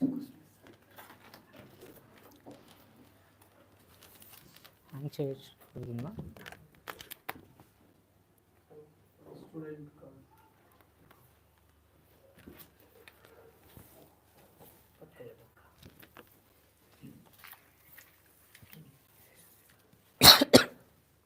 సో మనకి హిమాలయాస్ ఉన్నాయి, 3 ranges. Okay, the first one is the greater Himadri కానీ గ్రేటర్ హిమాలయస్ కానీ. సో వాటి రేంజెస్ ఎక్కడి నుంచి స్టార్ట్ అవుతుందంటే ఈ రీజియన్ మొత్తం ఇట్లా. ఓకే, సో ఇక్కడ లడక్ నుంచి ఇక్కడ స్టార్ట్ అయ్యి ఇట్లా ఉత్తరాఖండ్ టాప్, నేపాల్ టాప్, ఇట్లా సిక్కిం నుంచి అరుణాచల్ ప్రదేశ్ ఇక్కడ వరకు హిమాద్రి ఉంటుంది. Okay, next one Himachal Pradesh నుంచి స్టార్ట్ అయ్యి Uttarakhand region, Nepal region, Sikkim region, Meghalaya region ఇక్కడ మణిపూర్లో ఎండ్ అవుతుంది. శివాలిక్స్ వచ్చేసరికి సేమ్ ఇక్కడ Uttar Pradesh region, Bihar region, Bangladesh region, Manipur రీజియన్లో ఎండ్ అవుతుంది. అవి 3. ఈస్టర్న్ ఘాట్స్ వచ్చేసరికి ఇక్కడ ఒడిస్సా నుంచి స్టార్ట్ అయ్యి ఇక్కడ వరకు తమిళనాడు, ఇక్కడ నాగపట్నం అని ఉంటుంది, ఇక్కడ వరకు ఉంటుంది eastern Ghats. So eastern Ghats అనేవి కంటిన్యూస్ రేంజెస్ కావు, మీరు మధ్యలో బ్రేక్ ఇస్తూ ఉండాలి. కంటిన్యూస్గా డ్రా చేస్తే అది ఈస్టర్న్ ఘాట్స్ కింద ఉండదు. ఓకే, సో మీకు మౌంటైన్స్ డ్రా చేయడం వచ్చుగా, స్మాల్ మౌంటైన్స్, సో అట్లే డ్రా చేయాలి ఈస్టర్న్ ఘాట్స్. ఓకే, కానీ మిడిల్లో బ్రేక్స్ ఇవ్వాలి. ఓకే, కంటిన్యూస్గా పెట్టకూడదు. సో వెస్టర్న్ ఘాట్స్ కంటిన్యూస్ ఉండాలి, సేమ్ రెండు కూడా ఒక చోట ఎండ్ అవుతాయి. ఈస్టర్న్ ఘాట్స్, వెస్టర్న్ ఘాట్స్ రెండు ఎండ్ అయ్యేది ఈ తమిళనాడు రీజియన్లో ఎండ్ అవుతూ ఉంటుంది. ఓకే, ఈ తమిళనాడు, కర్ణాటక, ఆంధ్ర 3 జాయిన్ అయ్యే రీజియన్లో ఎండ్ అవుతూ ఉంటుంది. ఓకే, విసై నీలగిరి హిల్స్ దగ్గర. ఓకే, వెస్టర్న్ ఘాట్స్ వచ్చేసరికి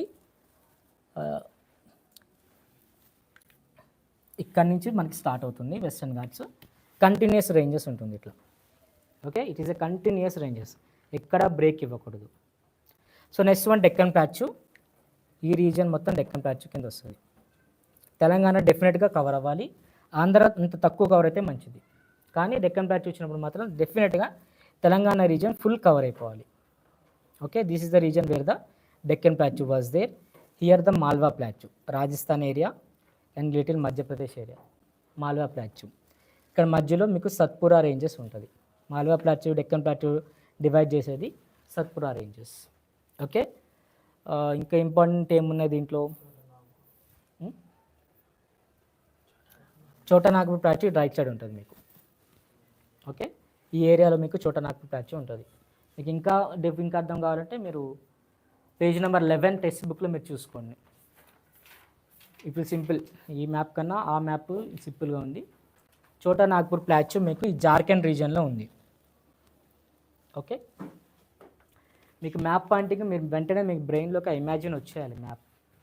ఓకే, వెంటనే మ్యాప్ చూడగానే మీ బ్రెయిన్లో మీరు ఇమాజిన్ చేసుకోండి, వెస్ట్ సైడ్ ఏంటి, ఈస్ట్ సైడ్ ఏంటి, సౌత్ ఏంటి, నార్త్, స్టేట్స్ అన్నీ కూడా ఒక ఇమాజినేషన్లోకి ఉండాలి. Okay,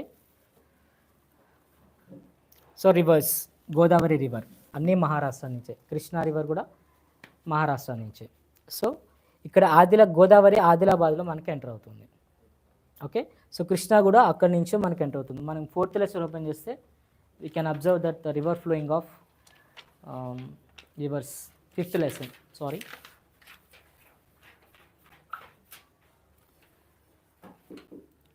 fifth lesson page number 62. మీకు ఆదిలాబాద్ రీజియన్లో నుంచి కృష్ణా రివర్ వస్తుంది, ఆ పై నుంచి గోదావరి రివర్ అనేది ఎంటర్ అవుతూ ఉంటుంది. Okay, and the river Narmada ఎక్కడంటే గుజరాత్ ఏరియా ఉంది కదా, ఇది నర్మదా. ఇవి 3 మీకు ఇంపార్టెంట్.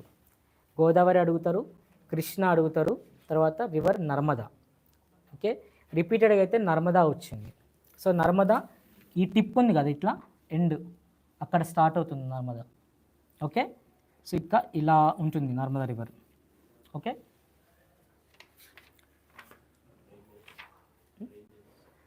రేంజెస్ చెప్పాను కదా already. Himadri, greater Himalayas, Satpura ranges and Vindhya ranges, right. మీకు Satpura ranges same Narmada river కిందనే సత్పురా రివర్ రేంజెస్ ఉంటుంది. ఈ సత్పురా రేంజెస్ డెక్కన్ ప్లాట్యూని, మాల్వా ప్లాట్యూని డివైడ్ చేస్తుంది. ఓకే, నర్మదా పైన మీకు వింజా రేంజెస్ ఉంటుంది. ఓకే, హిల్ స్టేషన్స్ మెయిన్ ఏమి ఉన్నాయి మనకి?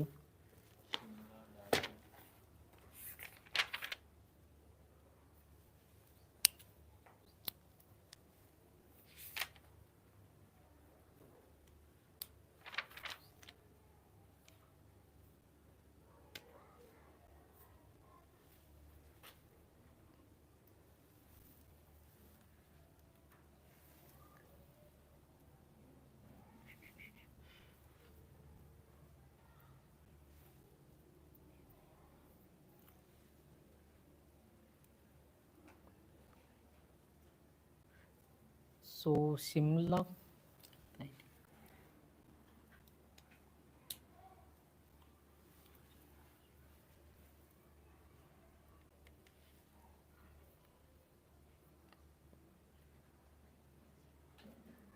నది తర్వాత షిమ్లా వచ్చేసరికి ఇక్కడ హిమాచల్ ప్రదేశ్లో ఉంది. సో ఎక్కడంటే ఉత్తరాఖండ్ పక్కకి హిమాచల్ ప్రదేశ్ కింద షిమ్లా ఉంటుంది. డార్జిలింగ్ వచ్చేసరికి ఇటువైపు సిక్కిం వైపు ఉంటుంది. ఇక్కడ డౌన్ తమిళనాడు దగ్గర ఊటీ. ఇవి 3 మెయిన్, షిమ్లా, డార్జిలింగ్, ఊటీ. ఈ stations famous tourist places. So రిపీటెడ్గా అయితే షిమ్లా ఎక్కువ అడుగుతారు. Okay, which was in the Himachal Pradesh. Okay, ఇంకా నెక్స్ట్ ఏమున్నాయి?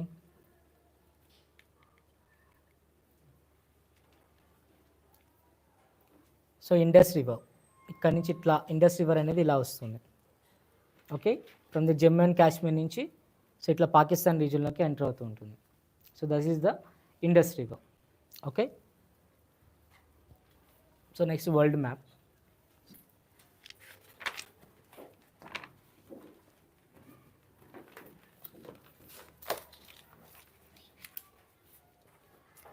ఇక వరల్డ్ మ్యాప్ అంటే ఎక్కువ మనకి ప్రాబ్లం ఉండేది ఈ యూరప్ రీజియన్ మొత్తం కూడా. యూరప్ రీజియన్లోనే మనకి ఎక్కువ కూడా అట్నుంచే ఉంటుంది.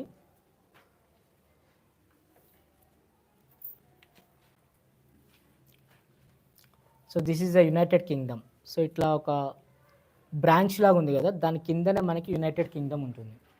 So here you can see the branch. Here ఒక బ్రాంచ్ లాగా ఉంది కదా, దాని కిందనే United Kingdom. Okay, next was the Russia, మీకు ఐడియా ఉంది, ఇండియా ఐడియా ఉంటుంది. Next Nigeria. Here Nigeria was another one which they might ask you for the world maps. From another one was in Nigeria. And next was the, so present contemporary నుంచి మనం చూసుకుంటే Israel ఉంటుంది. So Israel వచ్చేసరికి so here, so చాలా చిన్నగా ఉంటుంది Israel. So Mediterranean Sea right side, so Mediterranean Sea ఉంటుంది కదా, దాని రైట్ సైడ్ ఉండేదే ఇజ్రాయెల్. ఓకే, దాంట్లోనే ప్యాలెస్తీన్ కూడా ఉంటుంది. ఓకే, వెరీ చిన్న చిన్న కంట్రీస్. సో మీరు ఎక్కడ మ్యాపింగ్ చేసినా కానీ మార్క్స్ వస్తుంది. కానీ ఆ రీజియన్ సరౌండింగ్స్లో చేస్తే మాత్రం డెఫినెట్గా వస్తాయి మార్క్స్. కానీ వేరే సైడ్ చేస్తేనే మార్క్స్ ఉండవు, ఎందుకంటే అవి చాలా స్మాల్ కంట్రీస్ కాబట్టి అంత ఈజీగా పాయింట్అవుట్ చేయడం చాలా కష్టం. సో మీరు ఈ మెటీరియల్స్ రైట్ సైడ్ ఇక్కడ ఎక్కడ పాయింట్అవుట్ చేసినా ఇజ్రాయెల్కి కానీ పాలస్తీన్కి కానీ మార్క్స్ వస్తాయి. Okay, here the Indonesian islands మీకు ప్రీ ఫైనల్ 1కి వచ్చింది, ప్రీ ఫైనల్ 1ని. అండ్ ఆల్సో వన్స్ చెక్అవుట్ మీకు ప్రాక్టీస్ పేపర్స్ అయ్యాయి కదా, practice paper 1, practice paper 2 and pre finals, ఈ 3 పేపర్స్ మ్యాప్ పాయింట్కి చెక్ చేసుకోండి. బిట్ పార్ట్ అవైలబుల్ ఉంటే బిట్ పార్ట్ కూడా చెక్ చేసుకోండి. వై? బికాస్ మ్యాథ్స్, ఫిజిక్స్, బయోలో రిపీటెడ్ వచ్చాయి. ప్రాక్టీస్ పేపర్ 1 నుంచి 2 నుంచి ప్రీ ఫైనల్ నుంచి అవి రిపీటెడ్గా వచ్చాయి. సేమ్ సోషల్ కూడా అవి రిపీట్ అవుతూ ఉంటాయి. సో ఆ క్వశ్చన్స్ ఆ బిట్ పార్ట్ ఒకసారి చెక్ చేసుకోండి. Okay, so here are the Indonesian islands ఇవన్నీ కూడా. Okay, and here you can see the Japan repeated one. సింపుల్గా నేను చెప్పాను కదా, where the America has bombarded the atom bomb, అది nuclear bomb, simple Japan. Or else what is the country that was first started the triple entity, or what is the country that first started the World War II? Germany. Here we can see the Germany. So ఎక్కడంటే ఇక్కడ చెప్పాను కదా ఒక branch లాగా ఉందని చెప్పేసి, ఆ బ్రాంచ్కి రైట్ సైడ్ డౌన్లోనే జర్మనీ ఉంది. ఓకే, సో మీరు ఈ రీజన్లో ఎక్కడ పెట్టినా కానీ మార్క్స్ వస్తుంది. So it is not that much easy to ఎగ్జాక్ట్గా పెట్టడం కష్టం, వాళ్ళు ఇచ్చే వరల్డ్ మ్యాప్ కూడా చిన్నది కాబట్టి. సో ఆ రీజన్కి ఎక్కడ పెట్టినా కానీ మీకు పాయింట్ వస్తుంది. Okay, next one green piece movement. Where the green peas movement was started? Alaska. So north America ఉంది కదా, the left side to the west side. Okay, here you can see the Alaska. So దీనికి ఏ question వస్తుందంటే where the green peas movement was started, or else where is the green peas movement headquarters was there? Okay, Amsterdam. ఇక్కడంటే Germany సైడ్కే ఉంది, small country, Germany సైడ్కే ఉంటుంది. Same as a said నార్వేకి కింద. Okay, so once మీరు ఇంటికి వెళ్ళాక మీ మొబైల్స్లో world map open చేసుకుంటే మీరు ఈజీగా తెలుస్తుంది, ఆర్ ఎల్స్ మీ మ్యాప్ కూడా చూసుకోవచ్చు తర్వాతకి. ఓకే, అండ్ నెక్స్ట్ యురేగ్వే, అర్జెంటీనా, ఇవి ఈ సౌత్ అమెరికా ఏరియాస్ కూడా ఒకసారి చూసుకోండి. క్యూబా ఉంటుంది ఇక్కడ, ఎస్ క్యూబా, ఇది లాస్ట్ టైం వచ్చింది. So one map pointing will be మనకి తెలవందే వస్తుంది. సో ఆ టైంలో మీరు చేయాల్సింది చేయొచ్చు. ఓకే, డెఫినెట్లీ 6 వస్తాయి కదా వరల్డ్ మ్యాప్లో, వరల్డ్ మ్యాప్ 6 వస్తే దాంట్లో ఒకటేమో ఇండైరెక్ట్, ఒకటి మనకి తెలియని డెఫినెట్గా ఉంటుంది, అదొక రూల్ ఉంటుంది, డెఫినెట్గా మనకు ఆ తెలవందే అడుగుతారు. సో ఆ టైంలో మీ యాక్షన్ మీరు తీసుకోవచ్చు. ఓకే, యా, ఇంకేమైనా డౌట్స్ ఉన్నాయని మ్యాప్ పాయింటింగ్ విషయంలో? యుక్రెయిన్ గురించి అడగచ్చు. Okay, a contemporary issue Ukraine. Okay, and the north Korea and the south Korea beside to the Japan. ఓకేమా, so north and south Koreas చూసుకుంటే జపాన్ పక్కన ఉండేవి north and south Koreas. Okay, yeah, this is the world map.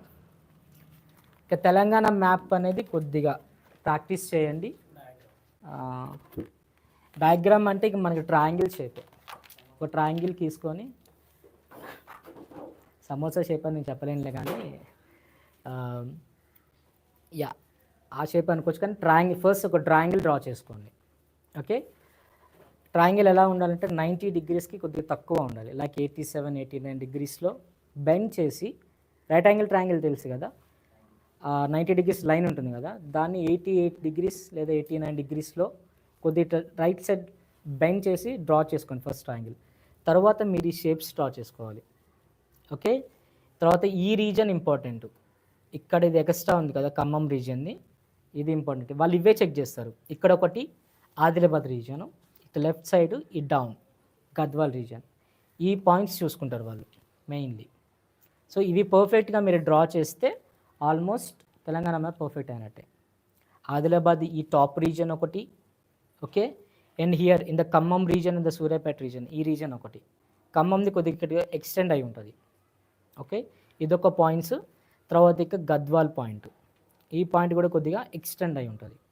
First నేను చెప్పిన యాంగిల్లో triangle draw చేసుకొని ఇవి తీసుకోండి. ఫస్ట్ టాప్ లేయర్ ఒకటి ఆదిలాబాద్ రీజన్ ఇది ఒకటి డ్రా చేసుకోండి. తర్వాత ఇక్కడ ఈ ఖమ్మం రీజను, కొత్తగూడెం రీజన్ ఇదొకటి ఈ షేప్లో ఒకటి డ్రా చేసుకోండి. తర్వాత జోగులాంబ గద్వాల్ ఇదొకటి డ్రా చేసుకొని రిమైనింగ్ నార్మల్గా మీరు కనెక్ట్ చేసుకుంటే సరిపోతుంది. అట్లా మీకు ఒక షేప్ వస్తుంది. ఓకే, ఇక హైదరాబాద్ ఎక్కడో మీకు ఒక ఐడియా ఉంది కాబట్టి మేబీ అడగచ్చు. Sometimes you will ask the borders. So మనకి south side Andhra Pradesh, left side వస్తే కర్ణాటక, అది టాప్ వెస్ట్ నార్త్ వెస్ట్కి వస్తే మహారాష్ట్ర, ఇంక ఇటువైపు వస్తే మనకి Madhya Pradesh, Chhattisgarh, are some times any 5 districts. Okay, దాంట్లో మన హైదరాబాద్ రీజియన్ రంగారెడ్డి. ఓకే, రంగారెడ్డి పైన మనకి సంగారెడ్డి వస్తుంది, మేడ్చల్ వస్తుంది.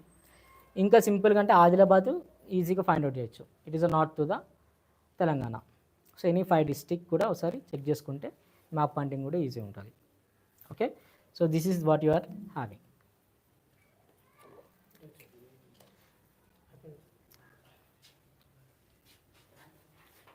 థ్యాంక్ యూ డియర్ స్టూడెంట్స్, విన్నందుకు చాలా థ్యాంక్స్.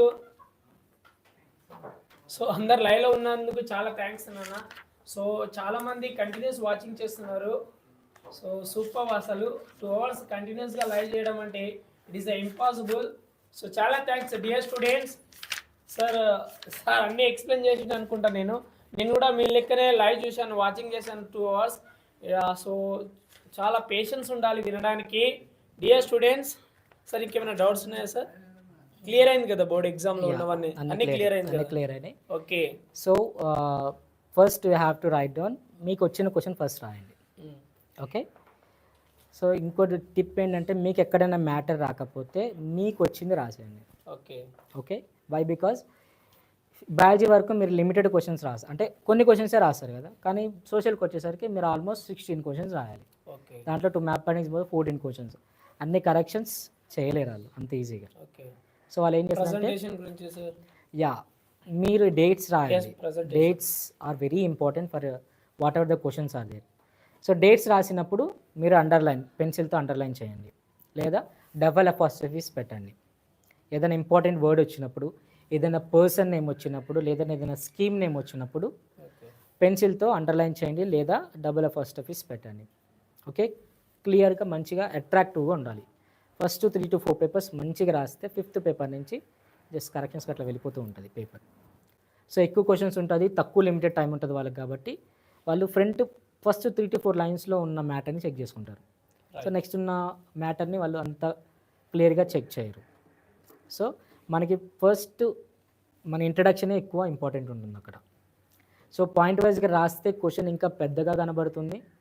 ఇంకా మధ్యలో ఇంపార్టెంట్ ఏదన్నా ఇంపార్టెంట్ వర్డ్స్ అనే కాదు, మీకు ఇంపార్టెంట్ అన్న వర్డ్స్ని మీరు అండర్లైన్ చేసి పెన్సిల్తో డబల్ ఎఫర్స్ చేసి పెడితే ఇంకా అట్రాక్టివ్గా కనబడుతూ ఉంటుంది. ఓకే, క్వశ్చన్ నెంబర్స్ మీరు డెఫినెట్గా వేయాలి. సెక్షన్స్, క్వశ్చన్స్ మీరు జంబుల్గా రాసినా పర్లేదు, బట్ సెక్షన్స్ని మాత్రం మెన్షన్ చేయండి. సో ఫస్ట్ నా సజెషన్ మాత్రం, నేను నా స్టూడెంట్స్కి ఇచ్చిన సజెషన్ మాత్రం ఫస్ట్ సెక్షన్ 3ని అటెంప్ట్ చేయాలి. ఎందుకంటే more you have to right. Section 3 6 marks కాబట్టి మనం ఎక్కువ పాయింట్స్ అనేది అక్కడ ఉంది కాబట్టి ఎక్కువ మనం ఫస్ట్ సెక్షన్ 3 రాయండి. ఓకే, తర్వాత మ్యాథ్స్లో కూడా అదే చేసారు. మ్యాథ్స్లో రిమైనింగ్ సబ్జెక్ట్లో కూడా సెక్షన్ 3 నుంచే స్టార్ట్ చేయమన్నాను నేను. ప్రెజెంటేషన్ కూడా ఎక్స్ప్లెయిన్ చేశాను. Dear students, so please all of you subscribe my channel. ఒక లైక్ వేయండి, మీరు కంటిన్యూస్ వాచ్ చేస్తున్నారు కాబట్టి ఒక లైక్ వేసుకోండి. So don't forget subscribe my channel. Dear students, వింటున్నారా? మర్చిపోవద్దు, సబ్స్క్రైబ్ చేయండి ఫస్ట్. ఇలాంటి వీడియోస్ ఇంకా ఉన్నాయి, ఓకేనా? సో మీకు మ్యాథ్స్వి, ఫిజిక్స్వి, బయాలజీవి సో ఆన్సర్ షీట్ కూడా అప్లోడ్ చేస్తాను. యాక్చువల్లీ ఆన్సర్ కూడా ఎక్స్ప్లెనేషన్ చేస్తాను ఆఫ్టర్ ఎగ్జామ్. సోషల్ ఎగ్జామ్ అయిపోయిన తర్వాత వాటి ఎక్స్ప్లెనేషన్ కూడా డియర్ స్టూడెంట్స్ ఎక్స్ప్లెయిన్ చేస్తాను నేను. మ్యాథ్స్కి కీ పేపర్, ఆన్సర్ పేపర్ మొత్తం ఎక్స్ప్లెయిన్ చేస్తాను. ఫిజిక్స్వి, బయాలజీవి కూడా ఆన్సర్ షీట్ మొత్తం ఎక్స్ప్లెయిన్ చేస్తాను dear students. So don't forget subscribe my channel.